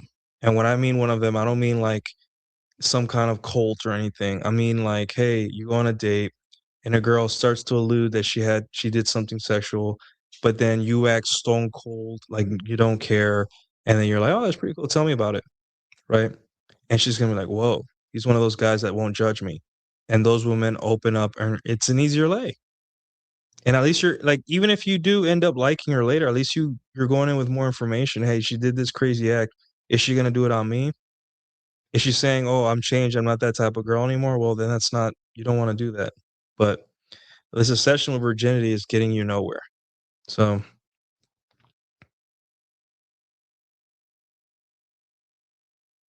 the choice, you can use the square wheels of society and complain, or you can integrate your shadow, accept the round wheels of reality, and experience women at their best. If betas knew what alphas experience, it would blow their minds. Women want to surrender, but they will only surrender to a man who is whole. And again, they will only surrender to a man who is whole. You're a girl. You can spend years having missionary sex and trying to live up to your husband's moral expectations, and that will just wear you out. But if you're a woman and you're dating a guy who keeps up appearances in public, but doesn't put you on a pedestal, doesn't have the Madonna whore complex, sees you for what you are, full of needs, fantasies, you're a degenerate as well, you're going to stay longer with that man. You're going to be happier because he sees you as human, right? And you need to be corrupting. She wants to be corrupted. She wants to see what you're made of. She wants to see how bad you are because that's what women desire. It is what it is, guys. All right. So let me get this out. So there's the slides essentially about degeneracy. Let's talk about the practical stuff quick because we're running long today for some reason. But wait, Luis, did I answer your question about the edge thing? Shit. I don't know if you, because I asked you what edge was. What do you mean by edge? Let me see if you. No, I don't think you ever. Did you? Oh, okay. I read an old PUA. Okay, I'm sorry, dude. I thought you hadn't responded. I read in old PUA books that women don't want a nice guy, but a guy with an edge. It's a common saying. Those older. Okay, when it, edge means like you're a little bit selfish. You're a little bit you display like Machiavellian or dark triad traits, right? Selfishness, a little bit of evil. You're um kind of not validation seeking behavior. You're not always trying to make her feel comfortable, right? You're willing to push the issue a little bit. And an edge um could just mean an exciting guy, a guy that's just a little bit not like a guy that's just not talking about whatever other guy talks about. An edge, right? A little bit sexually forward, touching your thigh, first date. And you'd be surprised how many men don't have that, right? And yeah, exactly. You're not a square. You're willing to push the envelope sexually. And you'd be surprised how many men don't have the edge, right? They really think that escalating keen like they have to ask permission and touch a woman or be 100% sure a woman is not going to slap them for like touching them on the shoulder on a first date. And I'm telling you, like it's suffering for women because no matter women can say all day men are this, men are pervy, men are this, but it's worse when a man is hiding his desire and he's not communicating his sexual side to women. They hate that. It makes them feel uncomfortable. First off, they don't know if you're even into them. They're like, why am I on this date? He's not making a move. They'll think you're homosexual or something. But also, um, they'll think you're weird. You're socially uncalibrated, right? She drove all the way to you to hang out with you, and the nicest thing you can do is push the limit a little bit, right? Isn't that what women want?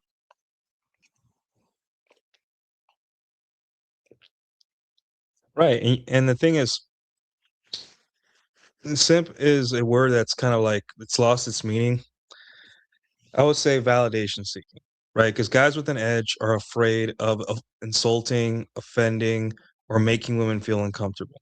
So much so that they have this neuroticism that it's just a self fulfilling prophecy. They're so neurotic about not making women uncomfortable that it makes women uncomfortable. Whereas a guy that's confident says, "You got to think, man, think. She's on a date with you. She shaved her legs. She may have shaved her hoo ha.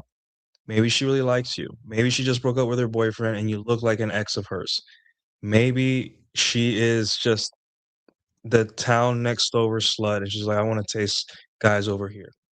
Whatever it is, she put in effort to see you. I know guys don't see that because we all think, oh, we're buying the drinks, so we're the prize. I'm like, this is it's like, hey, God, it's just like it's not like that. She doesn't see it like that, so it doesn't behoove you to see it like that. What you should be seeing it like is this girl wants to hook up and I just got to not talk my way out of it. And I have to let her know in a charming, calibrated way, I am into her. And Kino escalation is a good way, right? Um, Game obviously is a good way. And ultimately, inviting her back to your place, putting her in a situation where she can decide to turn you down sexually. But either way, she will respect you. And I've had women that they've complained. They've DM'd me like, "Why were you so forward? Why are you so this? Why are you so that? Why are you like this?" And um, I thought, well, she's gonna block me, and they never block me. They just and they say hi and how you doing, blah blah, and it's just like normal. Like we're on good terms. And the reason is because I didn't waste their time and I didn't let them waste mine. So yeah, basically. Now I'm not saying she's like turned on, but like, hey, it like don't be like manosphere brained where every man who comes into the manosphere or starts consuming this stuff thinks that every woman is out to get them and waste their money. This is what happens. Men set up a date. The women, first off, they either set up a dinner date or they wait 3 months for or 3 weeks for a woman to give them a chance, and the woman finally caves and says, "Fine, I'll go out with you." Instead of vetting, not vetting, but like filtering women out. You get a match or you get a number, you ask her out on a date, you take her to drinks, not dinner, drinks, and at the end of that date, you kino escalate, you do your stuff, and then at the end of that, hey, you wanna come over, you wanna spend the night. And if she says yes, continue. She says, "No, I can't," then it stops there.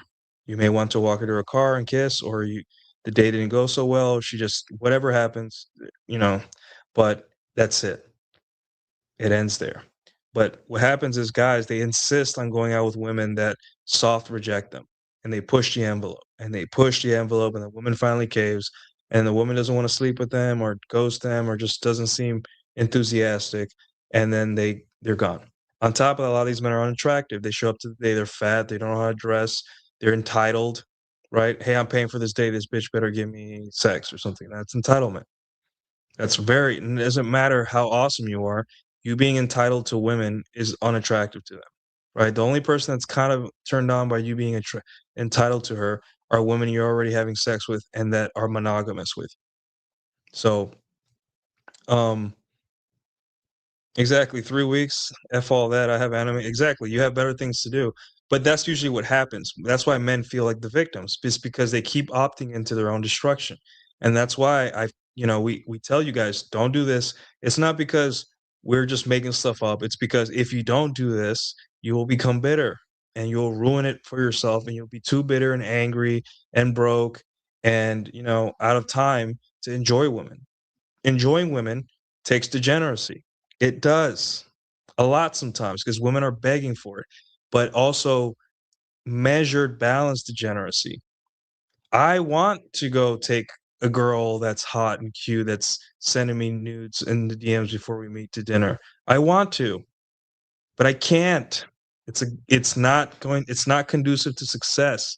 I have to be kind of stingy and take her out to a nice drink place, but I can't take her out to anywhere that would come between me and having sex with her. Because what is she there for? I cannot just do nice things for someone I don't know, even if I truly want to. So I gotta follow the rules. And if I follow the rules, usually, if not all the time, I will do better and I'll get what I want. Right. And that's the hardest part for these guys, the integration of the shadow, integration of your degeneracy. And they don't know how to do it. They only see good and bad. They don't see balance. And they have to in their mind convince themselves that if you're not exactly like them, or at least near close to them, then there's something really wrong with you. Anyone living differently than me is wrong. And yes, are there extremes that we can criticize? Yes, there's people that are just absolutely like irreprehensible. Like here's your don't eat paint warning. Don't go to jail. Right? It's not worth it over degeneracy. Or don't lose your job or your social standing if you need it. Right? Are there things that you do that make it leaked out or shown to the world? Yes, but people only care if you're either important in whatever niche or industry you're in, or if you spent time telling people that you're better than them and that you would never do stuff like that. Then they will come after you, right? If you give people the impression that you're better than that you think you're better than them morally, they're going to be salivating when you fall. So don't do that. Be chill, be cool. Your morals are for you. Right? Between you and your God and your religion and your friends and the people you care about. They're not for strangers. Strangers don't care. You know? So yeah, that's what it is to have an itch. So but anyways, so guys, being a degenerate has consequences, even if you only do it in a measured way. So how do you mitigate the consequences? Well, what are one of the consequences? Let me see here. Hold on. One moment, please. I have this whole mind map thing.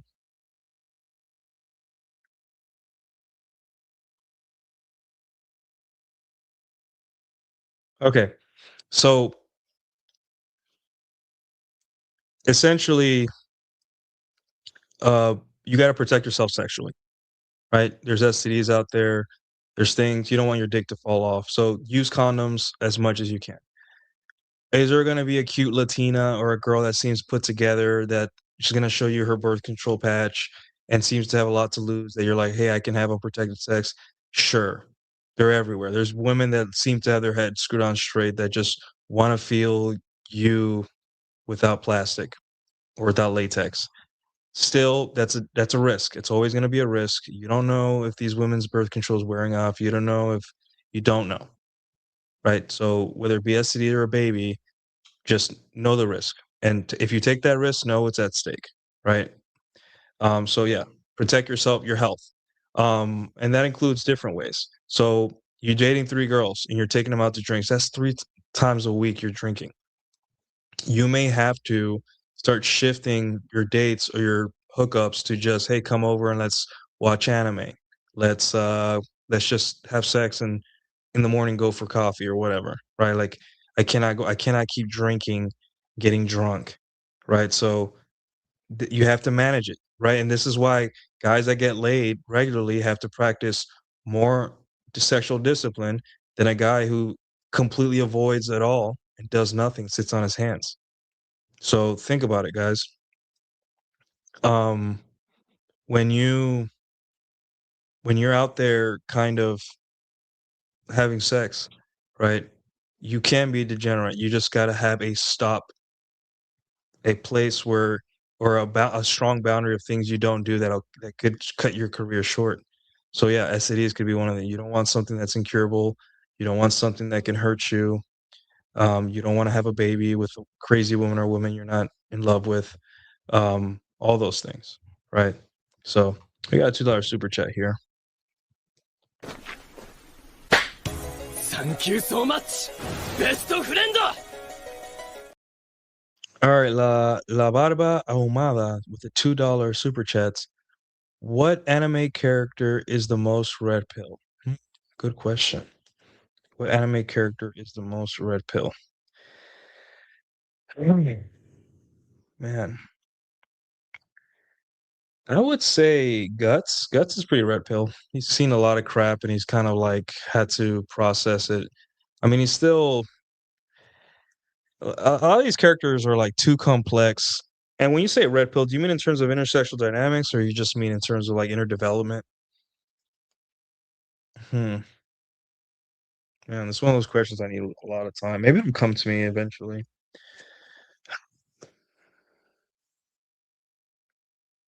Think. Um,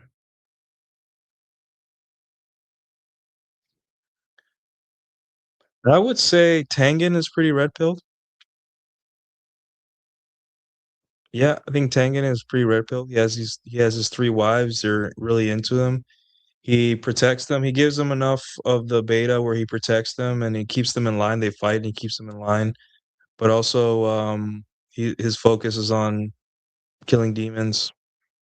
Obviously he has an institution. He's a shinobi, so they are allowed to have multiple wives. So he has the backing. But yeah, he seems to have handled having multiple women pretty fine. He's pretty badass. You know, you know. So yeah, always be in the control of the birth flagpole, man. Yep. So you don't need them, but they help a lot. So Spike, I would say, what's his name?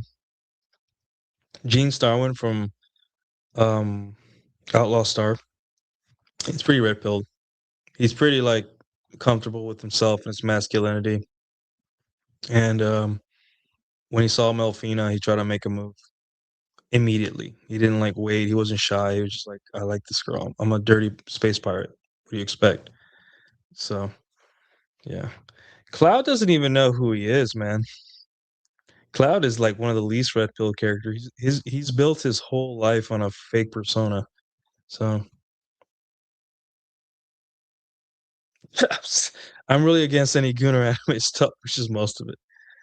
You say Berserk is RP? Well, do you mean the whole anime? Which character? Because Guts goes through a lot of pain, but because you go through a lot of pain in your life doesn't mean you're able to transcend it and become better. There is an argument there, right? Well, yeah, that's what we want you to think. We want you to think anime is weird because we don't want everyone to watch it. We want people to stay away that aren't they're like, we want it to be so repulsive to people that don't like it. And that's when you watch like the other day I was watching Don or a couple months ago when it first came out last year. And the opening scenes are really like kind of pervy because it shows like certain angles and they wanted to like, do weird the aliens wanted to do weird stuff to the girl, take her clothes off and all that stuff. And sometimes I believe that artists and people that storyboard these mangas and animes, they do this to turn away people that already think anime is weird. Right? They stress test people. They're like, "Hey, we're going to make this weird and at the beginning to turn people that aren't into it away." So they think they just dismiss it and leave. We don't want people on the fence. We want people to either watch it or leave. So that's my theory as to why sometimes, yeah. L Cloud, yeah, Cloud is like one of the most blue pilled guys. He has an identity crisis, which is part of the red pill transformation or transcendence. It's to a new identity and a positive one. So, and at the end, for what it's worth, at the end of the game, he does find his positive identity. He builds his identity on something more real, something more positive than a lie. That is, he was a you know soldier and not just a Shinra guard or whatever. So yeah. But anyways, guys, continuing on. Um, so sexual protection. Another thing, like I said before, law. The law is the ultimate thing you cannot violate. Don't hurt people. Don't do anything that other people don't want you to do within the context of the law. Follow the law. Number 3, upon first meeting, first time you have sex with a woman, you may want to be a degenerate, right? You may want to do the things that you've done with your that you used to do with your girlfriend month 6, or a hookup month 4, or a week 3. Chill out. It's her first time with you. You're figuring each other out. I'm not saying go full vanilla sex, but like take it easy. You don't have to do that much, right? Just what you're doing is you're building more of a trust. You're having fun, but you're also building trust. And she's trying to see, can I see this guy again, or is just one quick hookup before I, you know, and if you chill and you have a good time, you do your thing, like effort hard as possible, right? But maybe don't wig out the whips and chains unless she asks for them or she's that type of girl, which is rare. But for the most part, just focus on fucking her really, really hard, and the kinky, weird shit, leave it for later, right? Um, and take your time. Eventually, you'll get to a point where you get to experiment sexually, but date 1 is not for experimenting sexually. It is for get it done. Rock her world so she comes back, and then eventually you can experiment. So there's that. Um number 3, or the next one, I would say, is shut the hell up. As per usual, I always say that almost every show or every other show, is that shut up, right? If you want to be the degenerate man, um you have to be quiet. And here's the problem. The reason we are so mad at these tradcon people, right? It's because they throw their moralizing at us, and then they throw their shit life and choices at us too. We have to I have to open the app, right? And the thing is, I could mute, and all these women blocked me. Isabel Moody blocked me, Isabel DeLuca blocked me, Sarah Stock blocked me, um, all of them. Allie blocked me. All of them blocked me like a year ago, 2 years ago, year and a half. All of them, they're done, right? But even with all that, they still pop up on my feed. I still got to hear about them telling me I'm a degenerate, and then I got to hear about how they're degenerate. It just keeps in my face every day, and that pisses me off because I don't want to see that. I mean, like I have to because it's what we talk about, but I want to have a little bit of a choice, right? I've muted all their names, and it's still up on my feed. So they're forcing me in order to use X, and do my job, to watch their lives and their stupid mistakes, right? If you're going to be degenerate, keep it quiet. If you're going to do something morally questionable, keep it to yourself, right? And how does that one guy that everyone's talking about with the private island get away with it for so long? It's because he got people to be quiet. I'm not saying it's a good thing. I'm just saying that like the power of STFU can keep the most degenerate, most fucked up shit on planet Earth under wraps. And that's what, if you're going to do dirty stuff, don't be airing out women's kinks to other people. She trusts you. So keep that shit between you and her. Do not be telling everyone about what dirty things you do and dirty habits, at least not in public, only to people you trust a lot. So, STFU. Um, don't shove everyone's nose in it, right? Because here's the thing. If you're a person, let's say it's me, and I'm here telling you guys, live life you want. Who am I to judge? You guys are like, good. I don't want to be judged. I want someone to tell me how to get what I want, and I don't want to be judged for it. And I'm telling you, yeah, that's what we're here for. And I'm happy for you guys because you're getting what you want. I'm not judging you. One of you guys said, hey, I'm not into the BDSM thing or the swingers, but I am into tying my woman up, or I am into rough sex, or I like threesomes, or like whatever you like, or I like getting drunk with women, or whatever you like. I can't judge. I tell you, hey man, like there's health issues if you drink a lot. It is what that is, a fact. Just count for that and know that what you're getting into. That's it. That's all you need to know. And then one day I get caught. Maybe what do red pill streamers get caught for nowadays? An escort, right? Like what happened to Walter Weeks. He got caught with an escort. Um, You guys are gonna. I'm gonna say you guys will forgive me, but you guys will be like, yeah, that's Nuke. He's a degenerate. He's never hit it. That's who he was. He owned it, right? He shrugged it off. He was like, "Yep, that is what it is. I'm not gonna delete my account. I'm not going to apologize. I'm not going to say what I did was wrong." It's like, yeah, I just wanted to see what it was like, and then I'll make a whole stream about like, hey, my date with an escort, blah blah blah, and make it funny because it's just like I don't know. And you guys will be like, "What a you so crazy," like it'll be whatever, and you guys will still see like a human. You guys may not agree with it. You guys may be like, "Yeah, I always thought he was a little weird," but at the same time, you're not going to ruin my life over it. You're not gonna be happy because of my downfall. You're gonna be like, "Oh, he's a degenerate." So yeah, exactly. Never kiss and tell. Don't shove it on people's faces. I'll leave you guys with this story or this metaphor that I use. Why are we mad at all these TradCon influencers? Why are we mad when everyone is so open and throwing their degeneracy in our face while telling us that they're not degenerate? Look at it like this.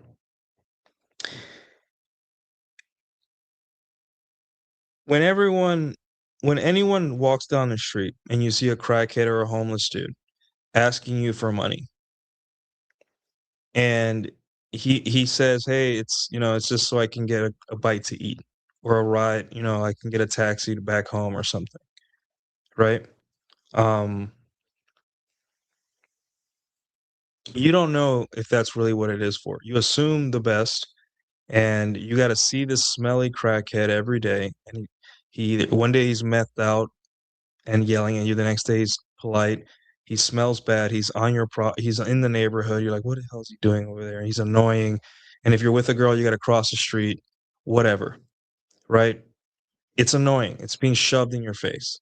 But when you find out the high powered lawyer who does the same, maybe drugs or maybe a little bit more fine like coke, um, who takes a bump behind his desk and he gets caught on the news, maybe a guy that was running for office, when he gets caught doing coke, you're not as mad. It's funny, right? Maybe you're a little shocked, but you're not as mad, right? Because he hid it from the public as best he could, right? And that's really what it is about degeneracy.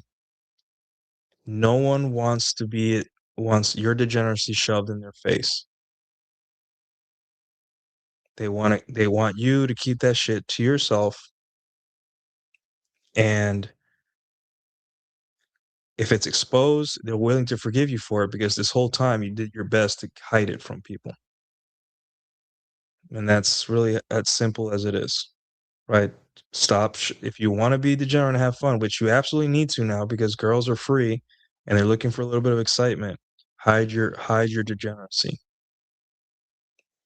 right? And this is why we're mad at these women. And that's why women are mad at these women, and men are mad at the women, and men are mad at the men, and all that stuff, right? Because it's in our faces. It's like, hey, like stop it. We don't want to see it. We have to because it's the internet. But stop throwing your degeneracy into people's faces. You'll see how much more people like you. Um, and this applies to dating. Like, don't tell women that you have other women. They know. They're not stupid. They'll figure it out like day 3 of seeing you. They'll see a hair. They'll see like, hey, he's not texting me a lot, and other girls are liking his stories. Girls never like stories of guys they're not interested in. Girls know that. So I know he has other girls, but I appreciate that he's not telling me or gloating or making it obvious. I want to live in my fantasy world. Same thing with guys. Um, you're a hoe, cool. Just don't embarrass me, right? Don't throw it in my face. Don't tell me you're hooking up with 2 other dudes. Lie to me or don't mention it. Let's play a game here. And I'm not saying that you should date her or anything, right? It's just even if you're just having fun, you still don't want to hear about other men she's sleeping on, not on purpose, at least, right? So yeah, follow that. Be quiet. Don't shove it in anyone's face. Protect your health because degeneracy involves, health, like drinking, having unprotected sex, staying up late. If you do good luck if you do drugs because that's even harder. Um, your health, prioritize your health because if you don't, you're all that fun is going to get cut short eventually, right?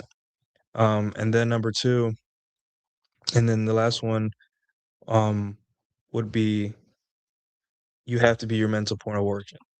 You have to know what you want, not only in your career but sexually too, and you got to live it. And everyone's gonna have opinions on who you have sex with, how you have sex with them, and where you go to have sex, and who you talk to, and how you talk to them. If you're out loud with it, right? Let's say you like brown Asian women, Southeast Asian women, right? You don't have to tell anyone that you're going to the Philippines. Maybe you got to leave your dog behind. Maybe you got to tell a friend, your mom, in case you go missing. But you're like, hey, I want to go to Vietnam or Thailand. I just want to go. I don't care. Like, I just want to go. Well, then go. Just don't make a big thing about it. And yeah, it is what it is. It's what you like.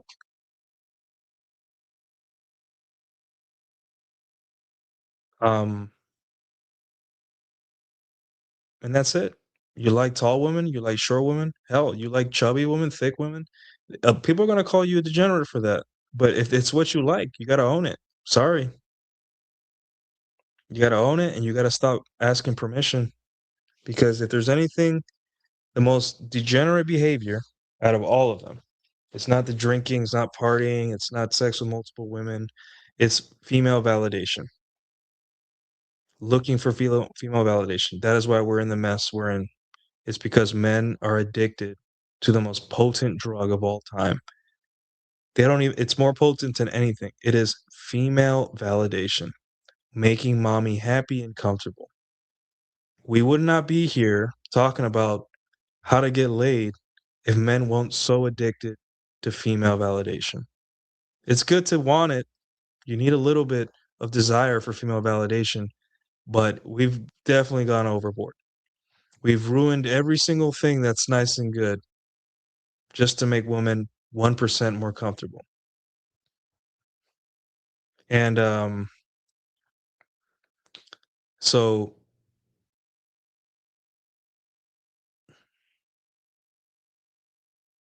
when it comes down to it, oh hey, Chad Elkins, that is the most degenerate thing ever. And it turns out that all these people imploding are also all addicted to female validation. And that's why they're imploding. Because they care so much about making women happy that it destroyed their own life.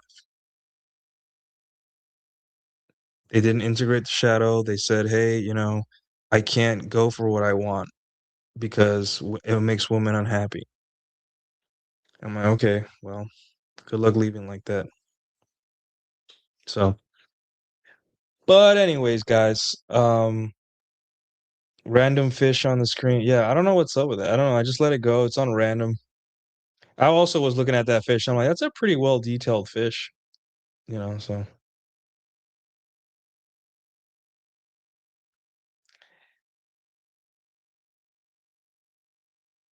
then get my sexy bot. You sell sexy bots?